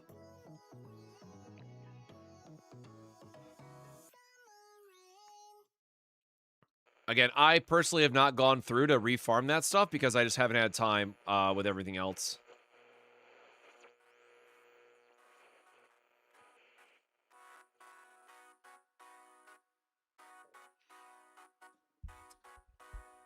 Do I think their profit would take any hits if they started making bosses fun instead of shilling ins? Well, I mean, we did just have, we have full-scale offensive that's usually clearable by multiple characters, so, like, maybe they'll change this one in the future somehow. I don't know how exactly, but it does feel like a lot of the current, Rift Challenge bosses are able to be completed with 2 characters, but...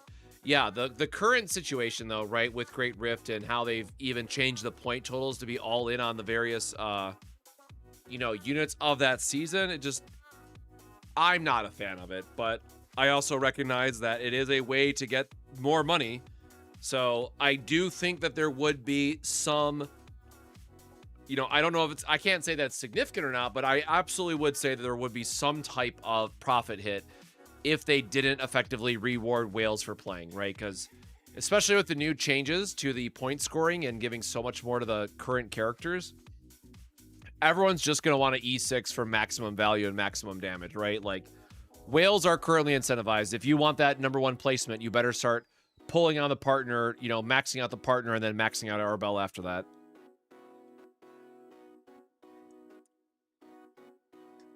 And Sora, you welcome on in. Hope you're doing well. But yeah, I think this is a good spot to be.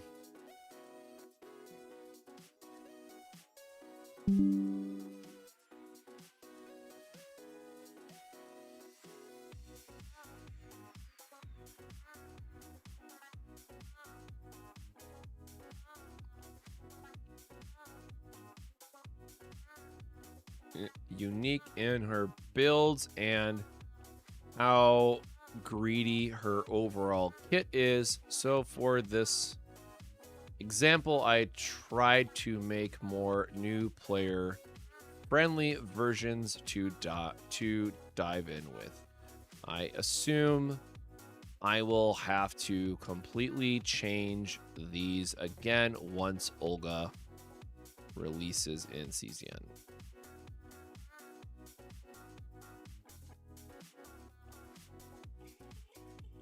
I'm gonna add there's my disclaimer.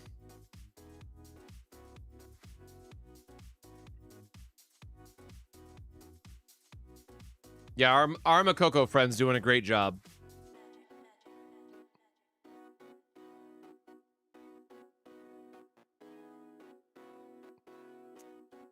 I really am tempted just to change this to the upgrade, man, but like...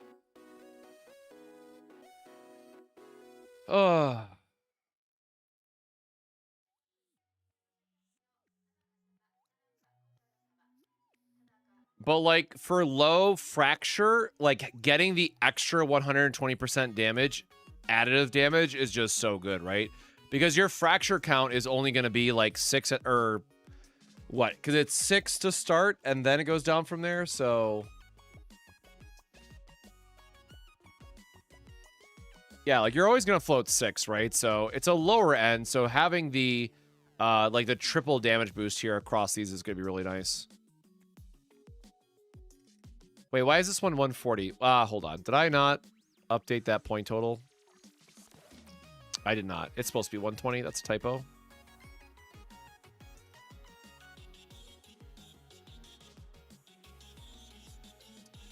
Or I guess for the sake of the... If it's in the Google build document, who cares, right? The people can have a little booba as a treat.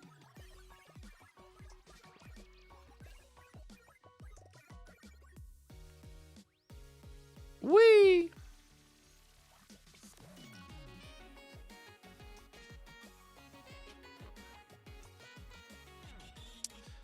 And I did this one too, right?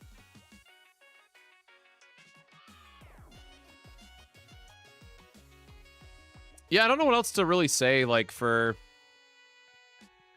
She's just good. I don't know, man, like, maybe I just always overvalue supports. Maybe that's my problem, but, like, even looking at this again, I just put so much higher value in Hilde as a unit than Arabella. And I shouldn't feel that way about a seasonal character, right? Like, that's what I keep going back to. Why... What has Smilegate done where I'm more excited about the non-seasonal characters in the season, right? Like, something got a little messed up here. I think it is just subconsciously the getting more value for a character is what I go back to. Did I update the... Okay, I updated the egg and whatnot, too.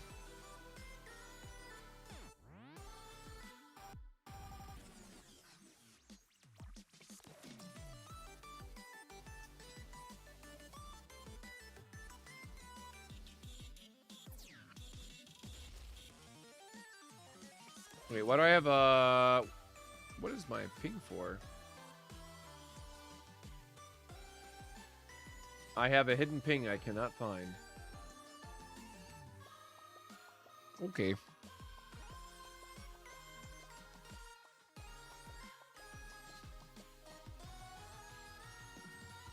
Oh, what is Hilde's E2 again? People a couple times have brought that up now, and I just do not remember.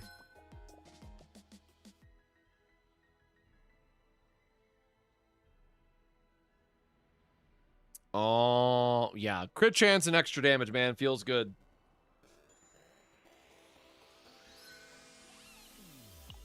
And then just obviously more value on this. You don't need the draw. The draw on this is such overkill, it's insane. Each hit in the game will find... I guess her E4 is whatever. Oh, right. She had the stupid-ass broken E6, man. That's annoying. Yeah. I remember everyone making a fair, you know, complaint about how busted her E6 was. Yeah, I mean, that's hot.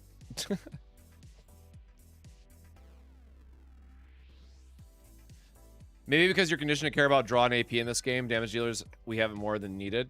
I think that's fair, too. Like, the true level of min-maxing this game has not really mattered.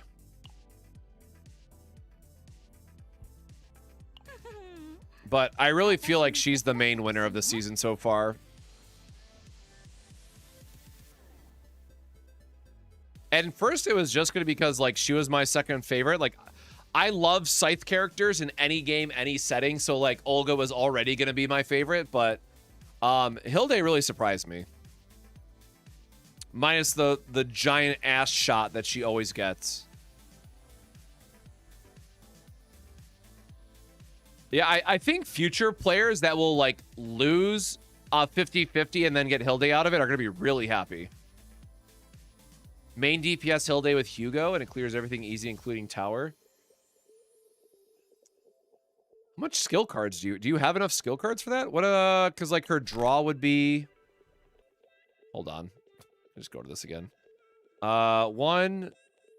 No, because that's an attack too. Who's your third on that team, Window?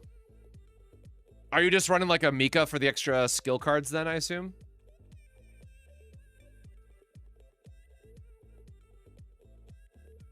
Okay, actually, I guess, pause. More important question. Arrows trigger lightning dingoes, right? I would assume. I would just have to imagine that they do. Third is Typhera. Oh, duh. I guess that would make sense. Archetypes.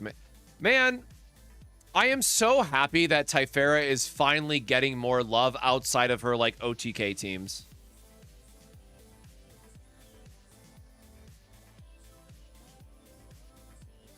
Yeah, that's sick then. Yeah, shout out Typhera, man. I don't know how this character just, like, keeps getting better.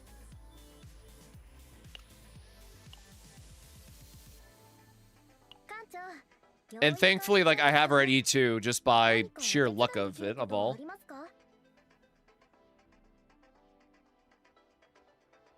What was my Hilde Fracture build again with Arabella? So funny enough, you're not building Fracture on Hilde, I feel like. Actually, I wonder what they're doing in the Great Rift. Are they doing, like, the Fracture shenanigans? Let me, because again, we have to recognize that, like, the Great Rift lives in its own ecosystem. So, like, I'm curious to see how they're building it. But, like, I personally would just be building Homing Arrow on Hilde instead.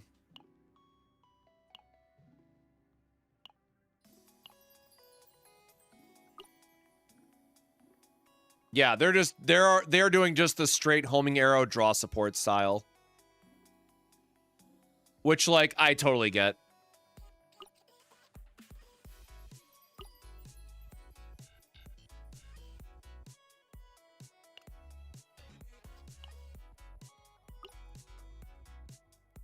Yeah. The main issue with Arabella is that she can't really care and use oh shit, Cappy got up to 2, man. Damn. They really don't care about allies fractures except for one card. So Arabella is very greedy in her fractured payoffs.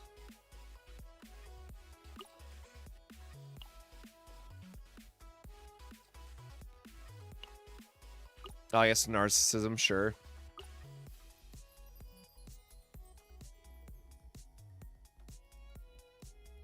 Yeah, I was going to say, I'm actually quite surprised at how quick people figured out the Great Rift, though.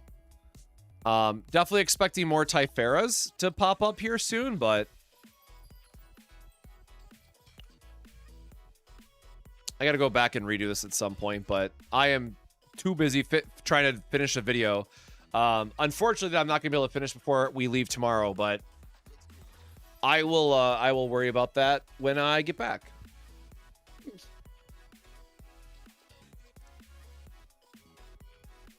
.2 with Luke, Chizuru, and Hilde team. That is definitely a combination.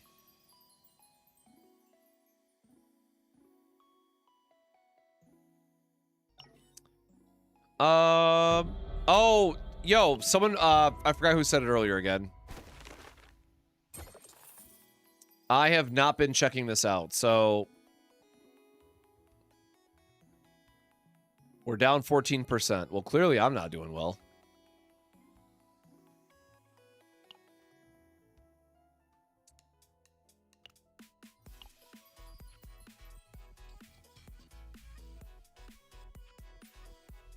Again, I don't want YouTube to bonk me, so we'll have to look at that later.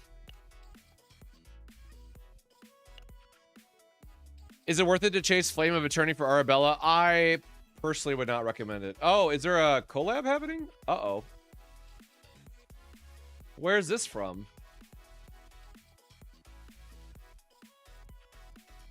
Oh, it's in Epic 7?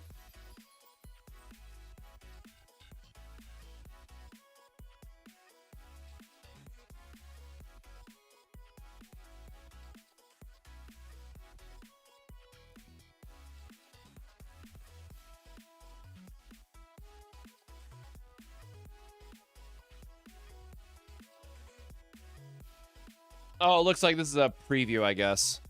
So where is the I guess, is there anything on Twitter yet? Hold on. Now I'm curious about this collab stuff.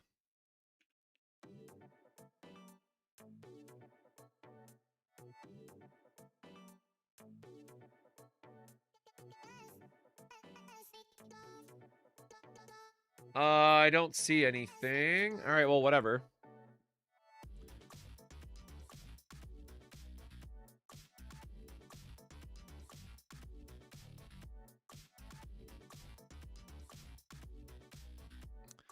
Also, what is our girl? Are she stretching or is she lifting that, man? Like,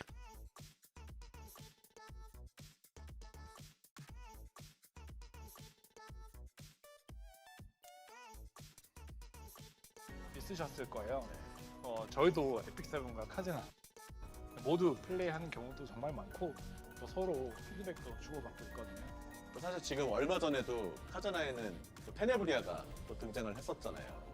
그래서 확실히 이런 콜라보레이션을 또 기대하는 분들도 was this just like their 맞습니다. 이제 한참 Oh, 이제 right, because 카즈나 isn't the 개발 8th anniversary coming up? 당시부터 저희가 내부에서 이런 콜라보 한번 준비해봤으면 좋겠다고 생각을 했었는데 8주년을 맞이해서 깜짝 Okay, hold on. 이벤트로 Sorry, 준비를 grabbing this 해봤습니다. really quick. 사실 제가 지금은 이제 에픽7뿐만 아니라 카자나도 방송을 하고 있잖아요. 실제로 유저분들 역시 에픽7과 카자나 모두 플레이하는 경우가 꽤 많더라고요. Oh, the artwork 그런데 looks sick that they have. Where is 아예 that from? 카자나를 모르는 계승자분들도 계실 수 있잖아요. 이런 배경에 대해서 한번 설명을 부탁드리겠습니다. 네. 카오스 제로 나이트메어의 레노아, 하루, 메이린 이렇게 세 명의 요원이 에픽7의 오르비스를 방문합니다. Oh, gosh darn it. 캐릭터들이죠. 와, 메이린, 레노아, I gotta do the 하루. 2x speed 뭐 cheat. 이쁜데요? 아 근데 진짜 잘 나왔어요. 굉장히 잘 녹아져 있네요. 굉장히 잘 뽑혔습니다. 형제게임이라 그런가요? 아무튼 굉장히 아트가 되게 이뻐요. 자 그런데 사실 영상으로 봤을 때는 방문이라기보다는 약간 오르비스에 불시착한 것 같거든요. 맞습니다. 정확합니다. It's really nice 새 요원은 artwork, man. 나이트메어에 갑자기 생겨난 카오스 게이트에 빨려 들어와서 오르비스에 도착을 하게 되는데요. 낯선 세계에 갑작스럽게 떨어진 이들이 어떤 사건을 겪게 될지, 그리고 무사히 나이트메어호로 다시 돌아갈 수 있을지 스토리로 한번 만나보시면 될 것 같습니다. 그리고 이번 스토리에서 이제 주시자 슈리, 암살자 카르투와 비비안 같은 이제 반가운 영웅들이 등장하게 되는데요. 예전에 에피소드 2를 좀 재밌게 플레이하셨던 분들이라면 더욱 재미있는 let me 그런 요소를 pull 느끼실 this 수 up 있을 것 on the 같습니다. side. 한번 만나보시면 좋을 것 같아요. 이게 언젠가 콜라보를 하겠지라고 생각은 했지만 이게 막상 메이린과 암살자 카르투아가 이렇게 서 있는 모습, 주시자 슈리도 서 있고 이런 모습을 보니까 좀 반갑기도 하고 설레네요. 그런데 이렇게 둘 다 하는 입장에서 카자나의 캐릭터들이 에픽7 스타일로 굉장히 이질감. So the question is like, where's our part? I guess we got Tenebria, right? So it's just they're going to be adding it to Epic 7. 생각하는 포인트가 이제 원작을 살리면서도 에픽7만의 이런 고유한 또 아트 스타일을 잘 살린다는 그런 점이거든요. 그러니까 원작을 아시는 분들은 오 이렇게 또 느끼실 수 있을 것 같은데 원작을 모르셔도 에픽7 아트를 보니까 와 또 새롭다, 정말 멋있다 이렇게 느낄 수 있도록 저희가 구현을 했습니다. 이게 항상 에픽7이 콜라보레이션 하면 항상 실망했던 적이 없어요.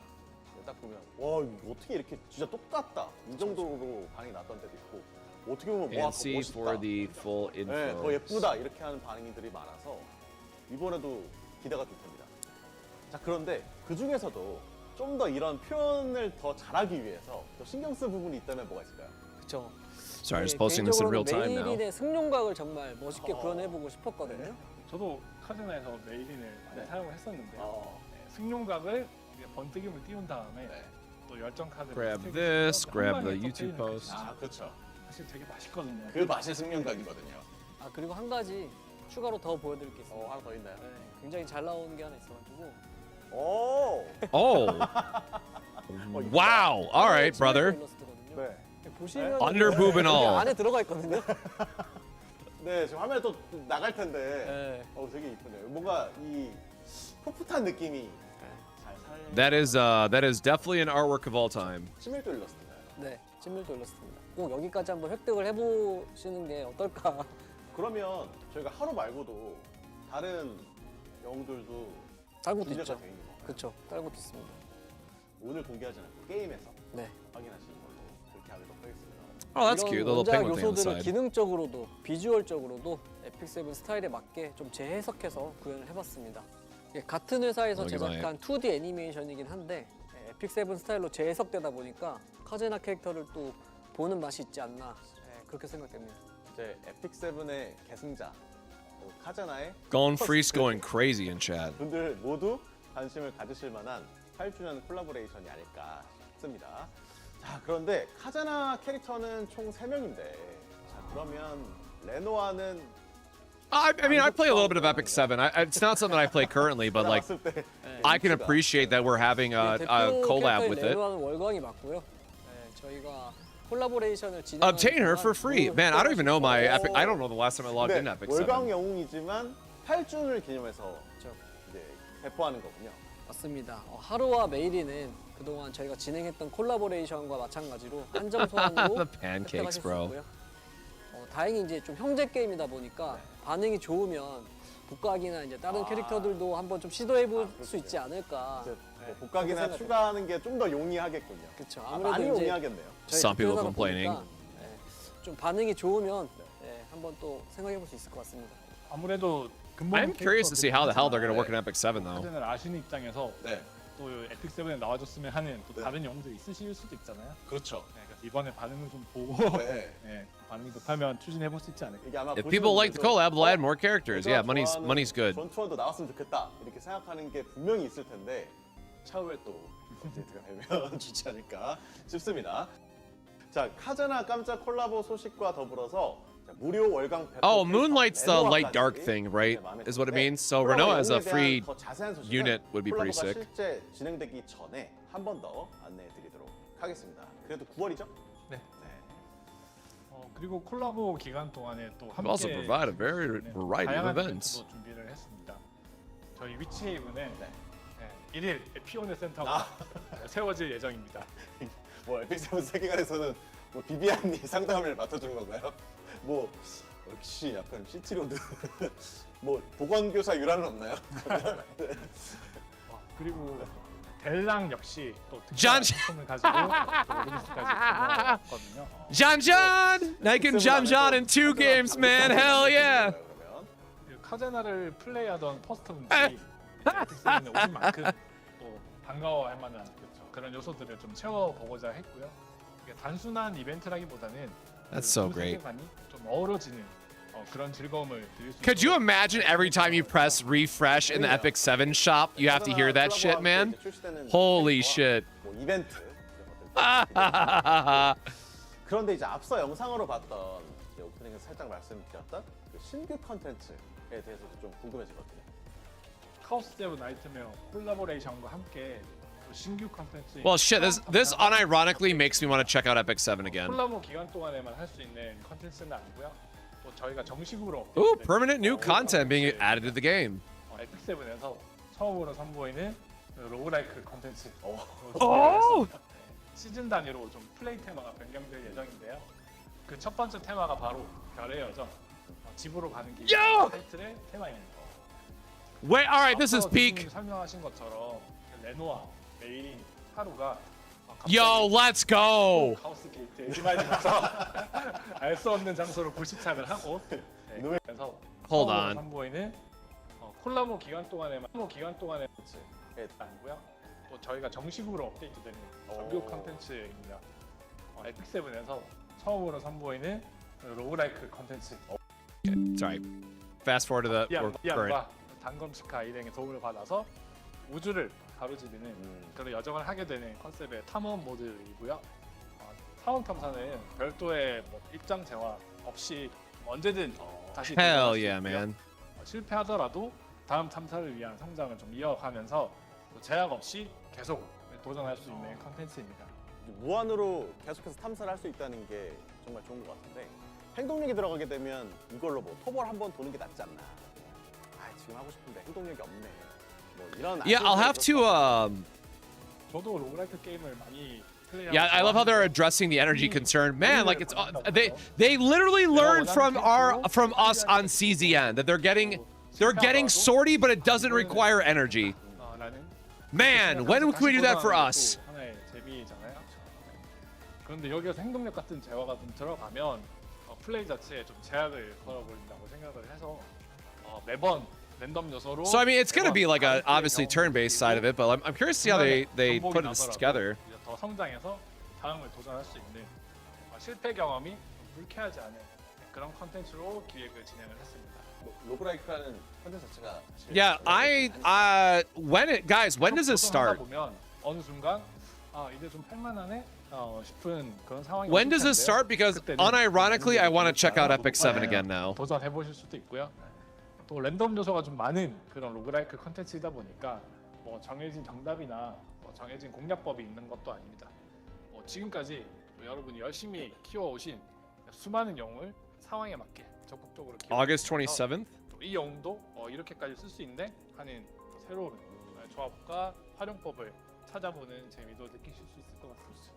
에픽 7에서 로그라이크 Shit, if it's next week, sign me up. 짧게 영상으로 보긴 했지만 어떤 식으로 플레이가 되는지 상상이 조금 안 되기는 하거든요. 근데 사실 오토마톤 타워가 로그라이크식의 Yeah, I was just gonna say they do have a tower already in Epic 7 that you have to like auto clear through a billion stages. 완전히 다르다고. But I'm expecting this is gonna be more like Sorty with like proper power-ups and stuff. 출정 보급을 선택하게 됩니다.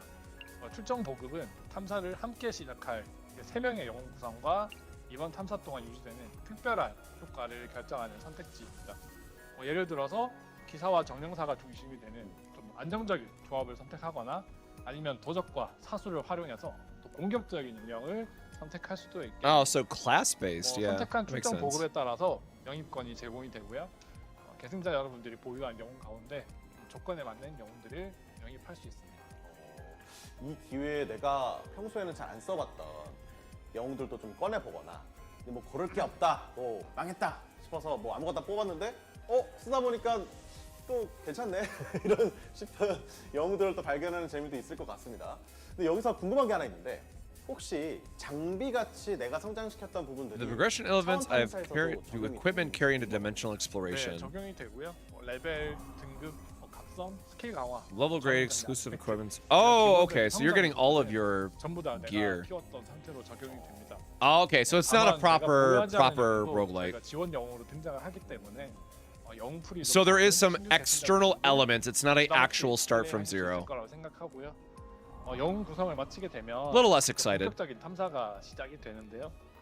여러 가지 노드 중에 전투를 할지 It doesn't look exact. It dead ass looks exactly like the chaos maps. 이벤트, 엘리트 That's 전투, actually great, man. 그리고 보급 등 다양한 선택지에서 최선의 경로를 찾아가며 탐사를 진행하게 됩니다. 이게 물론 하잖아도 뭐 출격이나 카오스 같이 이제 컨텐츠마다 선택의 비중이 좀 다르긴 하거든요. 뭐 선택지마다 어떤 차이가 있나요? 탐사를 진행하면서 새로운 영웅을 계속 영입하실 수도 있고 또 전투와 이벤트에서는 특별한 효과를 주는 다양한 유물도 좀 획득할 수 있습니다. 영웅의 전투 효과를 강화하는 유물 아니면 특정 상황에서 자원이나 보너스를 제공하는 유물 등 좀 구성된 영웅과 유물의 조합에 Okay, 따라 so obviously this is going to be a little bit more tailored towards people who are already super invested, but I hope there's a way for like newer players to jump in as well. 시너지를 만들어내는지 그것을 판단하는 것이 또 차원 탐사의 또 중요한 재미 포인트가 될 것 같습니다. 확실히 로그라이크라는 점을 최대한 살린 컨텐츠라 좀 기대가 많이 되고요. 그런데 전투 장면을 보니까 태그도 할 수 있게 돼 있네요. 네, 그리고 차원 탐사에서는 에픽 7의 전투를 좀 새롭게 Dimensional 활용한 exploration 태그 introduces a new 시스템이 tag 추가가 system built 되었는데요. around Epic 7's 기존의 태그 combat. 시스템을 영웅을 한 명만 교체를 할 수 있었잖아요. Bro, it 이번에 is 추가되는 actually 태그 sweet dreams and everything. Holy hell. 까지 태그 슬롯에 편성을 해놓고 전투 상황에 따라 영웅을 태그해가며 전투를 좀 유리하게 끌고 갈 수가 있습니다. 그러면 한 전투당 총 7명의 영웅을 사용할 수 있는 건가요? 네, 유물이 잘 떠서 딜러만 4명을 배치했는데 뭐 어떤 스테이지에서는 그게 잘 안 먹힐 수도 있잖아요. 예상치 못한 상황을 대비해서 태그 슬롯에 예비 영웅들을 넣어두고 스위칭해서 사용하는 것도 또 하나의 전략적인 재미가 될 것 같습니다. 진짜 안 써봤던 영웅을 또 더 골라놓고 즐기는 재미도 있을 것 같다는 생각이 듭니다. 클리어 조건은 또 어떤지 궁금하거든요. 네, 총 3개층의 보스가 있는데요. 그 3개층의 They did mention they'll have recruit characters you don't own for newer, smaller rosters like Sorty. 탐사가 종료가 됩니다. Yeah, but like I want to know how much of like a power gap it is. Like if your 500 speed character is just going to solo clear every floor, I'm curious to see how they scale this out. 시설과 연구가 성장하면 또 다음 탐사에서 활용할 수 있는 그런 효과가 늘어나게 되고요. 또 더 높은 난이도에 도전할 수 있는 기반도 마련됩니다. 이런 식으로 실패하더라도 조금씩 강해지고 Man, I was not 새로운 expecting this 전략으로 like at all. 도전하는 게 차원 탐사의 핵심 플레이 구조라고 할 수 있습니다. 약간 그동안 에픽7에서는 볼 수 없던 완전히 새로운 컨텐츠가 아닐까 싶어요. 네, 8주년인 만큼 혼돈의 부름처럼 또 새롭고 또 오래 그리고 또 가벼운 마음으로 즐기실 수 있는 콘텐츠를 만들어 보고자 I mean, like, 목표로 I still think 개발을 it's good for Epic 7 to have content like this because there's really not anything to do in Epic 7 but 매일같이 PvP. 야근하면서 네, 열심히 제작하고 있습니다. 계승자분들께서 또 재밌게 즐겨주실 수 있도록 막바지까지 열심히 준비하고 있습니다. 많은 기대 부탁드립니다. 자, 여러분 많이 개발자분들 응원 좀 해주세요. Yeah, if 사실 이제 I 플레이 경험도 중요하긴 한데. I'm probably gonna forget, but if someone can remind me, I will definitely check this out. Or again, I'm gonna write it down on my calendar here thing as soon as we get an actual date. 좋은 동기부여가 된다고 생각하는데 Yes, give me free goodies. 이번에 콘텐츠는 정말 오랫동안 즐기실 수 있는 구조로 좀 기획을 한 만큼 일정 기간에 보상을 다 받아야 된다. 뭐 이런 구조는 아니라서 좀 조급하게 플레이 안 하셔도 될 것 같고요. 네, 그리고 이런 탐사 활동을 통해서 또 챕터 패스를 성장시키면서 Chapter pass and earn a variety of cumulative rewards. 패스 형태로 I mean, that's the whole thing about, 진행되는 you know, like sortie as well, like filling out the sortie tree took forever. I'm sure this will be the same too. 보다는 정말 내가 하고 싶을 때 좀 편하게 플레이하면서 자연스럽게 보상을 받을 수 있는 방향으로 Cool, more free upgrade materials, the 자, 그러면 이 Mandragora. 모드는 and 계속해서 whatnot. 업데이트가 된다고 했는데 다른 테마도 생기는 건가요? 네, 이번에는 카자나의 테마인 별의 여정 집으로 가는 길을 배경으로 탐사를 진행하니까 Journey of the Stars, 앞으로는 Homeward Bound. Epic 7은 정말 다양한 세계관을 직접 탐사해 볼 수 있는 그런 콘텐츠로 좀 계속 선보일 예정입니다.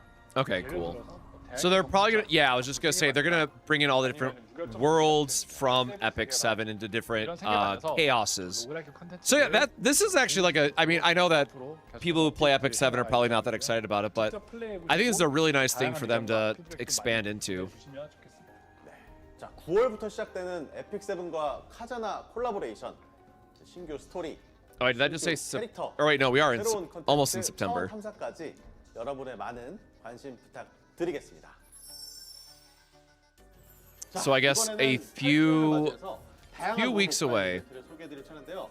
먼저 소개해드리기 앞서서 피디님 바지님이 멋있네요. 저와 다르게 멋있으신데. 3부에 네. 또 분위기에 맞춰서 Well, we did get Tenebria already, so we may or may not get something for the 1 year. 이럴 줄 알았으면 밥을 많이 안 먹었어야 되는데 Sorry, I should have pulled this over 쉽지 more, I 않으시죠? guess. 자세가. 빡빡합니다 지금. 그래도 오늘 이 분위기에 맞춰서 그리고 또 격식 있게 딱 입는 게 되게 멋있어요. 감사합니다. 약간 최신랑처럼. So I should not have chat on the screen. I should be smarter about that.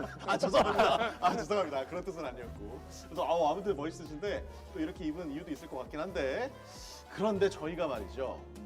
아마 많은 분들이 기억하실 텐데 작년에 Oh yeah, I remember. I remember Luna. Me and Sue talked about her quite a bit. 근데 이게 인기 투표 스킨이 아직 안 나왔어요. Yes, Epic 7 is a bit to get into at the start. There's no way around that.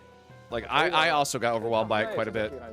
사실 오래 걸리는 것도 맞긴 하지만 But there is like certain characters. I forget what starter guide that I use, but like there is good resources out there once you find them. 욕심을 내다 보니 공개 시점이 좀 많이 늦어졌습니다. 그래도 이제 여러분께 공개할 준비가 된 것 같습니다. 오늘 이 자리에서 자 그럼 이제 그렇게 공들여서 만든 또 시너레 루나 스킨이 The 어떻게 new 나왔는지 Luna skin 영상으로 turned out. This the thing 보시죠. that Sue has been waiting. Background though. Who's that 와 for? 바니걸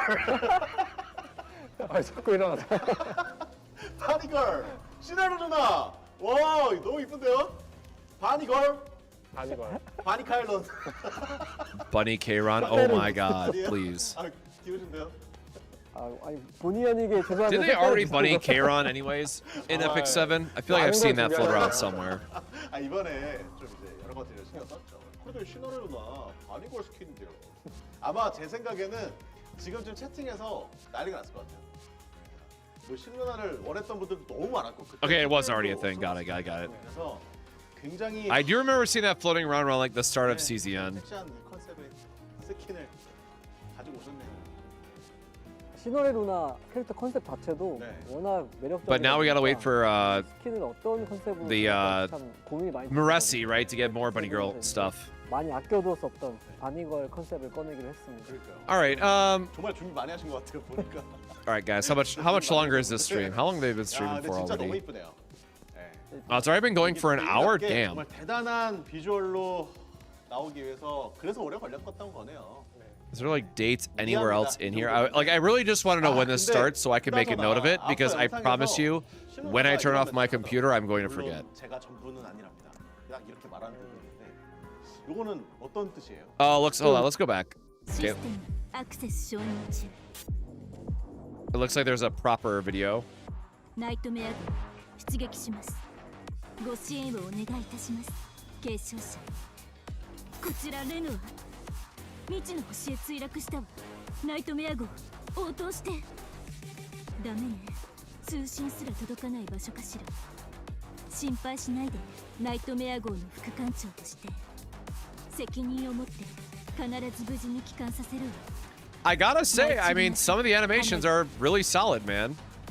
咲き誇る黒きバラは決して枯れないわ無数の星の間で迷ってしまっても希望を失わなければきっと帰れますよナイトメア号はこの怒りみたいにみんなを一つにつないで She'd be bringing the bonk. チャージ完了フルパワーで行きます Okay, so she got her ego skill still. カオスの中であろうと遥かなる未知の星であろうと問題ありませんとも私が示す道はただ I'm honestly kind of surprised Mei Lin was the third. お見せいたしましょう方向族の武術お見せいたしましょう昇竜脚下流昇天これぞ方向族の真の力でございますエピックセブン Damn, all right. コラボレーション Yeah, that's definitely an upgrade to her stuff. 와, 에픽 세븐. 우리 콘텐츠 준비를 해봤습니다. 이쁜 에 And 풀린 거 그래도 the rest of that is where we caught up to, so okay. We didn't actually miss much at all.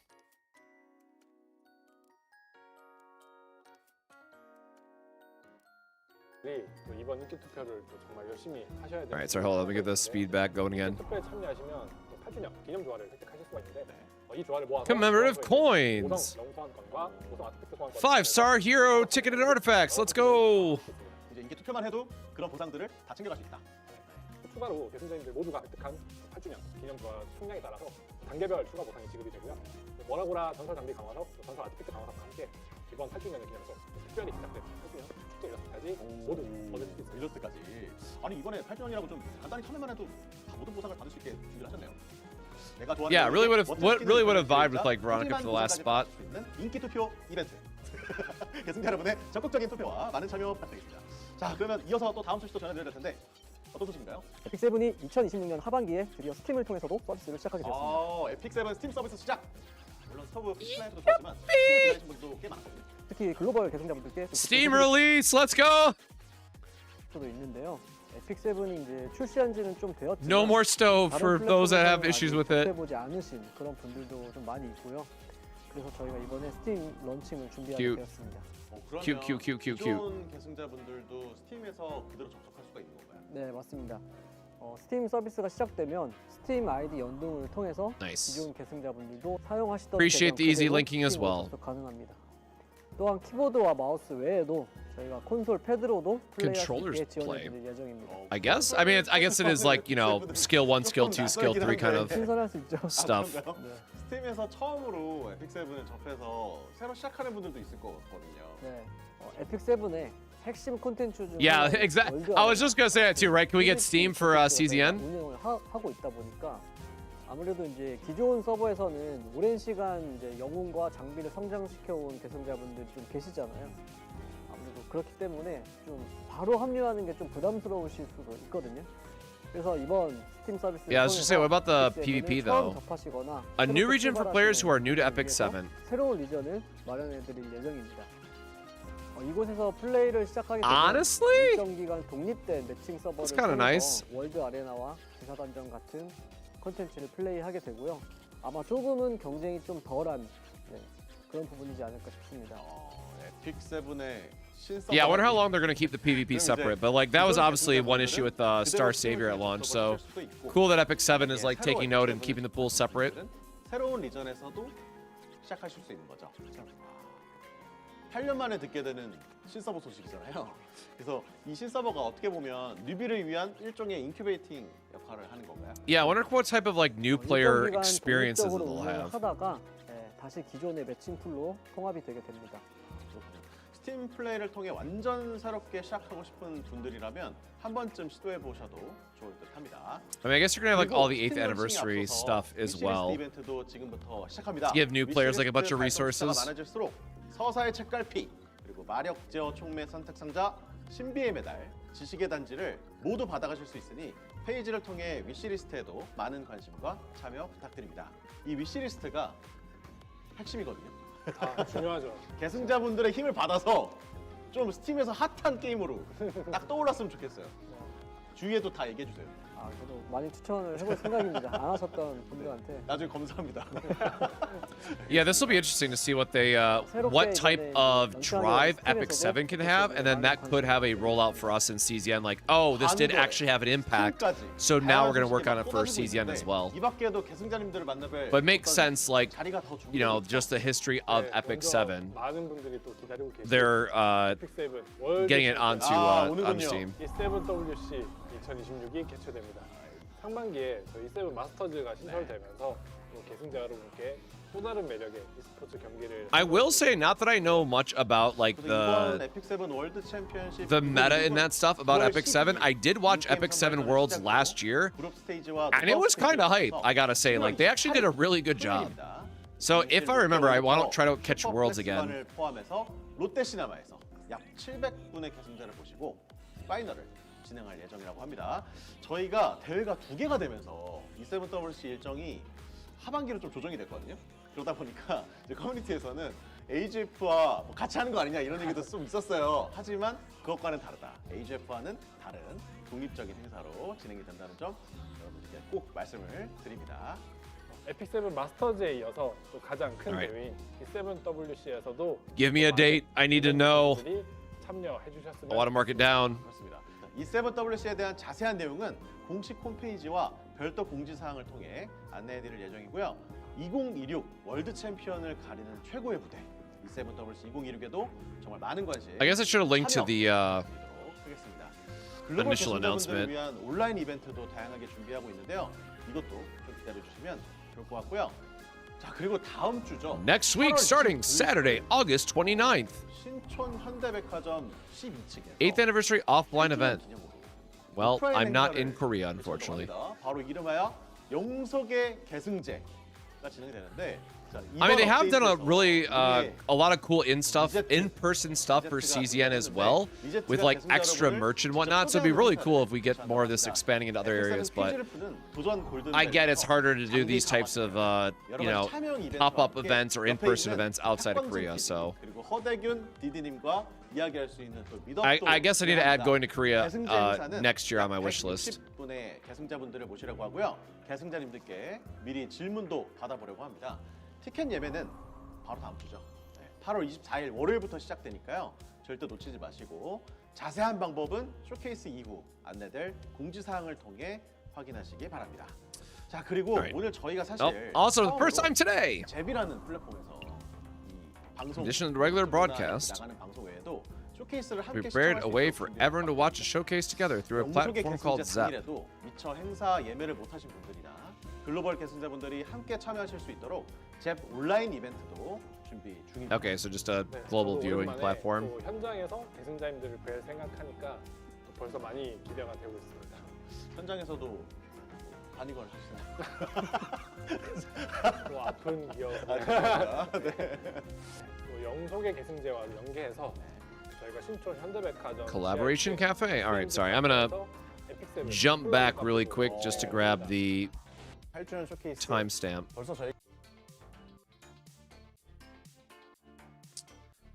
Oh crap! How do you share it while it's still live? Share at, copy. 네, 저도 오랜만에 또 현장에서 계승자님들 Playback, 생각하니까 cheat. 벌써 많이 기대가 되고 있습니다. 현장에서도 반이걸 하시나요? 또 아픈 기억. 또 영속의 계승제와 연계해서 저희가 신촌 현대백화점 지하 2층 SMG 카페에서 에픽7 콜라보 카페도 진행을 합니다. 에픽7 콜라보 카페에서 만나볼 수 있는 캐릭터 컨셉의 특별한 음료와 또 음식, 또 디저트까지 준비를 했고요. 이번 여름 서부터 For those who want to 만나보실 수 있습니다. see the 8월 live 29일부터 9월 30일까지 약 한 달간 운영되고요. 또 주차별로 다른 특전이나 쿠폰도 있어서 또 콜렉팅의 재미도 느껴보실 수 있지 않을까 싶어요. 그리고 제가 미리 보니까 뭐 리제트 음료도 있고요. 그리고 오브 마카롱도 있어요. 그래서 뭐 음료와 음식 모두 디저트까지 색다른 것들이 많이 준비되고 있고. How are we doing on time? All right, I'm gonna give us like another 10 minutes, and they don't announce something. Someone will just have to 근데 주차별이면은 여러 번 ping me in the Discord. But yeah, so again, we do have the build guides updated. Everyone's good. Hopefully, you have your stuff to look forward to your Hilde and Arabella builds. But I just want to see if we get any information on the actual collab itself, 그리고 아까 저희가 이제 카자나 because that could 콜라보 definitely have an 이야기를 impact on 시점에는 when we do things. 테네브리아와 카자나의 Oh, there she is. There she is. 두 코스어를 나란히 만나보실 수 Ah, 있는 okay. 특별한 Cosplaying 날도 both versions of 마련했다고요. Tenebria. 그래서 계승자님들께 즐거운 That's cool. 추억이 될 수 있도록 잘 준비해 보도록 하겠습니다. 역시 8주년. 우리 계승자분들이 좋아하실 만한 새로운 feels like 소식을 this is winding 열심히 down. 준비해 주신 것 같은데요. 조금 더 Something even more 좋아할 만한 exciting. 소식이 없을까요? 네, Are we 새 really 코너가 getting hit with the one more 준비한 게 thing? 바로 8주년 기념 성약 무료 소환 이벤트. Free Covenant Summon event. 성약 무료 소환. 근데 몇 회 정도 준비하셨는지 We 되게 love free 궁금하거든요. summons. 몇 회를 준비했는지는 네. 뒤에 있는 화면으로 한번 보시죠. 자, 근데 60회 아쉬우신가요? 당연한 거 아니에요? 60. 우리 77회도 했었잖아요. 60회가. Yeah, so they did 77 for the 7th, right? 60회만 준비했겠습니까? 자, I'm gonna cry if they do like 88. Like, come on. 260회. 역시 믿고 있었다고. 역시 닭코트. 260회. 260회면은 가만히 있어봐. 가만히 계산을 해보면 하루에 10복씩 해도 26일 동안. 괜찮은데요? 거의 한 달 동안 하는 거잖아요. All right, y'all. We gotta log in. 충분히 파격적인. Gotta log in for free 그동안 polls. 260회 했던 적은 없어요. 맞아요. 오늘 업데이트 타이틀이 뭐죠? 이 타이틀 인피니티. 마음 같아서는 정말 소환을 무한정 해드리게 하고 싶은데 무한은 좀 힘들어. 네, 무한은 Yeah. 좀 힘들어서 조금 더. 소박하게 조금 더 올려서 Mostly 더 bump the 해보죠. number up a little more. 보시죠. 와! 1260회? 미친 죄송합니다. 아까 이거 잘못된 거 아니에요? 와, 근데 1260회 What? 네, 이번 8주년 업데이트 기간이 63일 동안 매일 20회씩 무료 소환 기회를 제공해드릴 예정입니다. 이제 아예 하루에 20회씩 63일이면은 거의 2달이네요. 2달은 넘네요. 그러니까 꼭 하루도 빠지지 말고 You log in, guys. That's all I gotta say. What the hell? 다 받아가셨습니다. Holy. 여러분, 바로 지금이 에픽7을 할 타이밍입니다. 에픽7의 타이밍 빠지지 말고 거의 2달이네요. 2달은 넘네요. 그러니까 꼭 하루도 빠지지 말고 꼭 접속하셔서 총 1260회 소환을 다 받아가셨으면 좋겠습니다. Okay, there we go. 에픽7의 타이밍. 와, 여러분 Alright, man. Yeah. 좀 알려주시고 이게 뭐 뉴비분들도 들어와서 하실 수 있는 거잖아요. 네, 맞습니다. 63일 동안 게임에 또 적응도 하고 또 소환도 여러 번 해서 또 좋아하는 영웅들도 많이 획득하시기를. Yeah, but like the artifacts you do want like dupes of and stuff. So like it does make sense. But holy shit. 네, 앞서 말씀드린 대로 또 에픽7이 8년 동안 정말 많은 일들이 있었잖아요. 또 그동안의 또 추억을 또 다시금 떠오르게 해드리면 재밌지 않을까 싶어서 빛나는 순간들의 축제라는 이벤트를 좀 준비를 했습니다. 빛나는 순간들의 축제. 그냥 누적 이벤트랑은 또 뭐가 다른가요, 그러면? 에픽7과 함께 해온 이 추억들을 좀 되새기시면서 또 저희가 준비한 보상과 또 특별한 선물들을 받아가실 수 있는 이벤트입니다. 그리고 이제 예전에 또 좋았던 그런 기억들, 추억. Man, 2 months of polls is insane though. 어떤 선물들이 좀 준비되어 있는지 알려주시면 좋을 것 같거든요. 네, 이번 이벤트 보상으로는 저희가 8주년을 기념하는 한정 아티팩트를 A limited artifact created by the 한정 for the 8th 오성령 anniversary. 선택권, 오, 그리고 한정 아티팩트 선택권, 오, 그리고 미지의 석판, 오, 지식의 단지와 오, 마력 제어 총매 선택 상자까지. 오, 왜 이래요? Bala acknowledges Omega Codex, by the way, to make the 너무 comparison. 많았나요? 아니 근데 앞에 1260회 소환도 있었고 Yeah, like 지금 5성 한정 아티팩트 소환. obviously we're not getting all this, but Jesus, it's a lot from a. 거기다 영웅 선택권. 저희 lot for 항상 8th 이 anniversary. 주년 쇼케이스에 This does make me a little salty compared to like 지켜드리려고. Grand Blue Fantasy's anniversary and what we got, but damn. 기분 좋은 일 있으세요? 오, 좋은 So 일인데? something else to acknowledge, right? I think this is a very smart 그리고 하나 더 choice by 있는데요. them, 또 있어요. 네. knowing new 저희 players are 작년 going to 월간 jump 영웅 또 in 주요 라인업이었던 with the Steam launch and also just need to buff up their roster quickly. 까지 준비가 되어 있습니다. 왜 일어나시는? 왜 일어나시는 거죠? 와우! Yeah. 월강 5성 나탈론. Light Dark Hero is 나탈론 pretty 친구들 sick. 많잖아요. 네, 또 많은 사랑을 받았던 이제 소악마 로아부터 네. 또 얼마 전에 나왔던 보건교사 유라까지 Also, notably, like having all those characters is going to be really good for people who are just playing for the roguelike mode and have 야, more 그 flexibility. 정리하면은 성약 무료 소환 1260회 이벤트 그리고 나탈론 학원 세계관의 월광 5성 영선택권 거기다가 아까 말씀하셨던 5성 한정 5-star limited selector, 5-star limited hero selector, 영선택권 이질 석판 뭐 지식의 단지 다 주는 거예요? and then Slate and Bottle are dupe 와. items. 왜 자꾸 일어나시는 거죠? 디디님 호응 안 해주실 거예요? 약속이 다르잖아요. 근데 진짜 이거는 대박이네요. 오, 이거 엄청 많이 주시네요. Yeah, 이번에. I think this is definitely a very smart play by them, 여러분들 given the 제가 Steam 홍보 release. 하는 것도 좀 이해를 해주셔야 됩니다. 이 정도면 I would have to imagine this is a lot of 아마 좀 올라오지 않을까 생각이 좀. like just smart marketing from their side. 그리고 이제 앞에 업데이트나 뭐 콜라보도 그렇고 스토리 뭐. I don't think they gave us a date for the 개선사, Steam launch, 이런 것뿐만 unfortunately. 아니라 지금 뭐 이벤트 선물 되게 8주년이라고 정말 잘 준비하셨네요. 네. Can they tell us when it's going to start? 마지막 또 있죠. 역시. Damn, we got hit with a one more. 네. 시청 선물을 안 드릴 수가 없죠. 그쵸. 네. 저희가 작년 7주년 쇼케이스에서 제가 또 가지고 싶다고 속도 20 목걸이를 드렸던 게 맞아요. 정말 엊그저께 같은데 쏠륜이요. 벌써 1년이 지났습니다. 혹시 이번에도?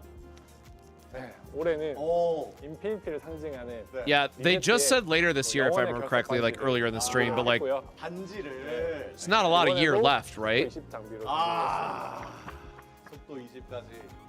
Speed 20 gear for free is nice. 정승석 80개 그리고 800만 골드 그리고 상급 강화석 선택 상자 80개까지 80개까지. 다 같이 드리려고 합니다. Yeah, okay, so all of this actually reminds me of the Star Savior launch, right? Of like, hey, we're launching globally and we want all this free stuff for new 점점 players. 마음이 좀 부담되고 있는데 The only difference here is that the game's already been out and available worldwide, and so they're just timing this up with the Steam launch, which again I think is a very smart move by them. 맞습니다. 네.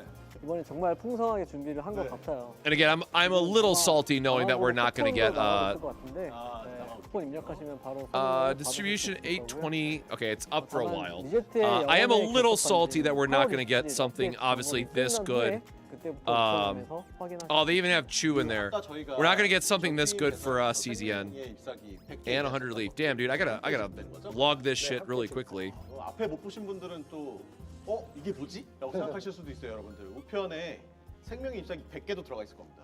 그래서 전투임으로 주무실 때 한번 돌려보시면 돌려보셔도 좋을 것 같다는 생각을 해봅니다.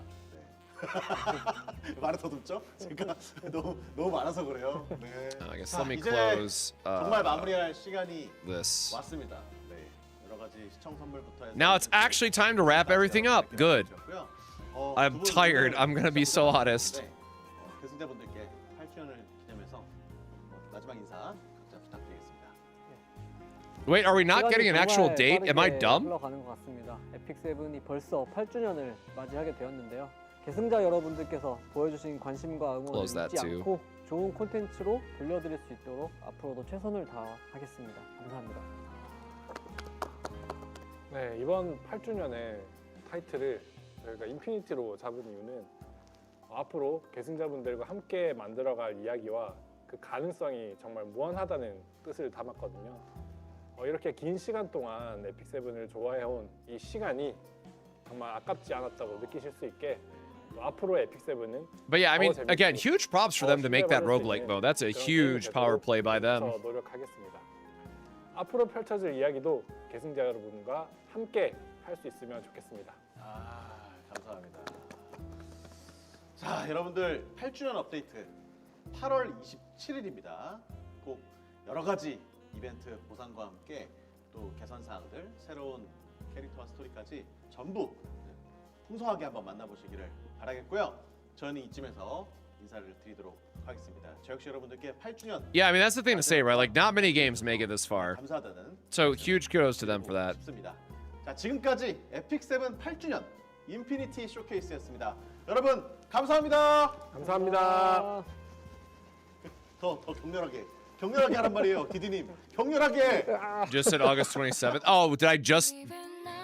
Nope, don't play the music, don't play the music, don't play the music, don't play the music, don't play music. Oh, God. 어떻게든 Did I miss it? They were, like, right at the 더 end? 재밌고 더 신뢰받을 수 있는 그런 게임이 Sorry, was that the start or was that for the next date? 8월 20. Okay, there we go. I literally clicked to it. Okay, so... Dude, what's today?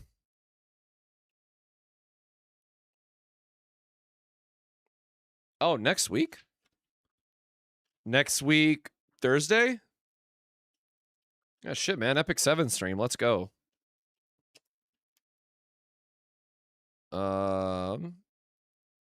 Epic...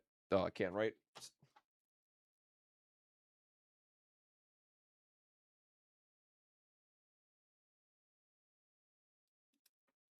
All right, August 27th, Epic 7 stream.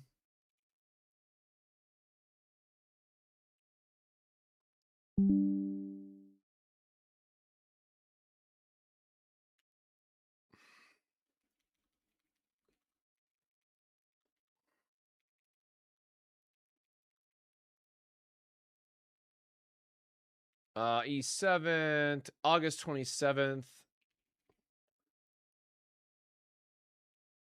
I don't think I even have it pulled up anymore. All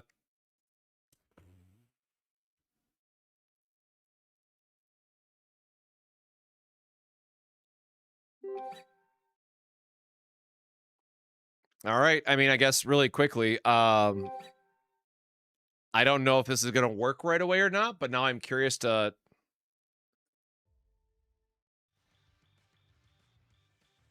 I guess I don't have a view for this, unfortunately.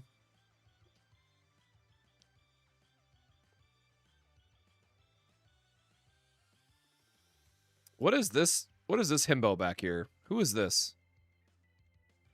Holy shit, 1.5 gigs. Help me out here. That cat looks very comfortable, though.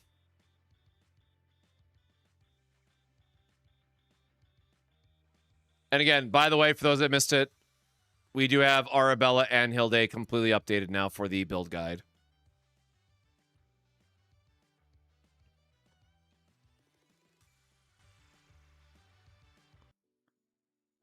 Let me... Oh, God. There's going to be a billion pop-ups again, isn't there? Oh, there is.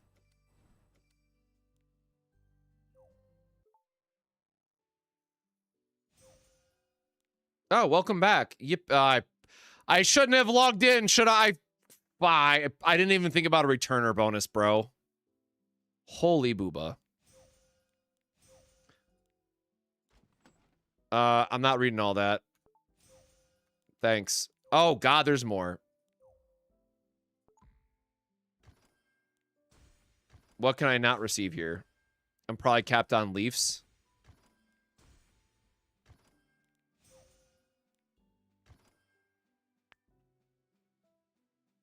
Oh, that's the... You gotta go check the thing.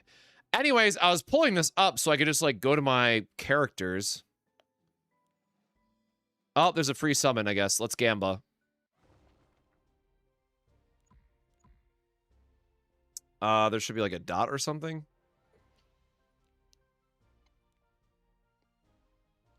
Five-star, selector, summon, moonlight. Oh, I have to wishlist something. Anyways, we're not going to do that right now then. Nope. Oh my God, it's been so long since I've looked at... There we go, hero. Anyways, this was my last banner that I went crazy for because I loved her design for very obvious reasons. Is E7 like CZN where they put all standard in a banner? I'm not honestly sure. I do not remember because it's been a hot minute. But all I remember from my time playing is, dude, shout out to this dude killing the dragon, and then like shout out to this dude as well. So like that's the thing that I'll always go back to is like they actually have really sick character designs across the board.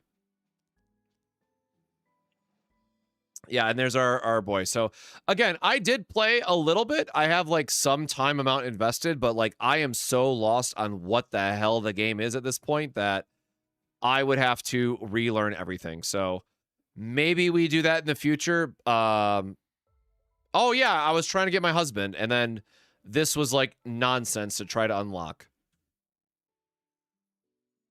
Yeah, so anyways, yeah, we will check out Epic 7. I'll try to take some time to reacclimate to everything. But otherwise, I'm going to be calling it here. So, hey, as a final reminder, I hope you drank your water today. I hope you took care of yourself. And everybody, have a wonderful weekend. We won't be streaming this weekend because Bree and I are taking just a mental health unplugged from everything else that's been going on, which I won't get into again. So, like, won't be active in Discord, won't be tweeting, just going to be trying to get away from everything for a little bit. And then when we get back on Monday, we are going to be working on this build, or I guess this is the wrong tab. Hold on, where's my other one? We're going to be working on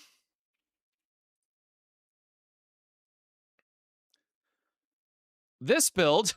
We're going to be working on this build for our E0 showcase for the single target build.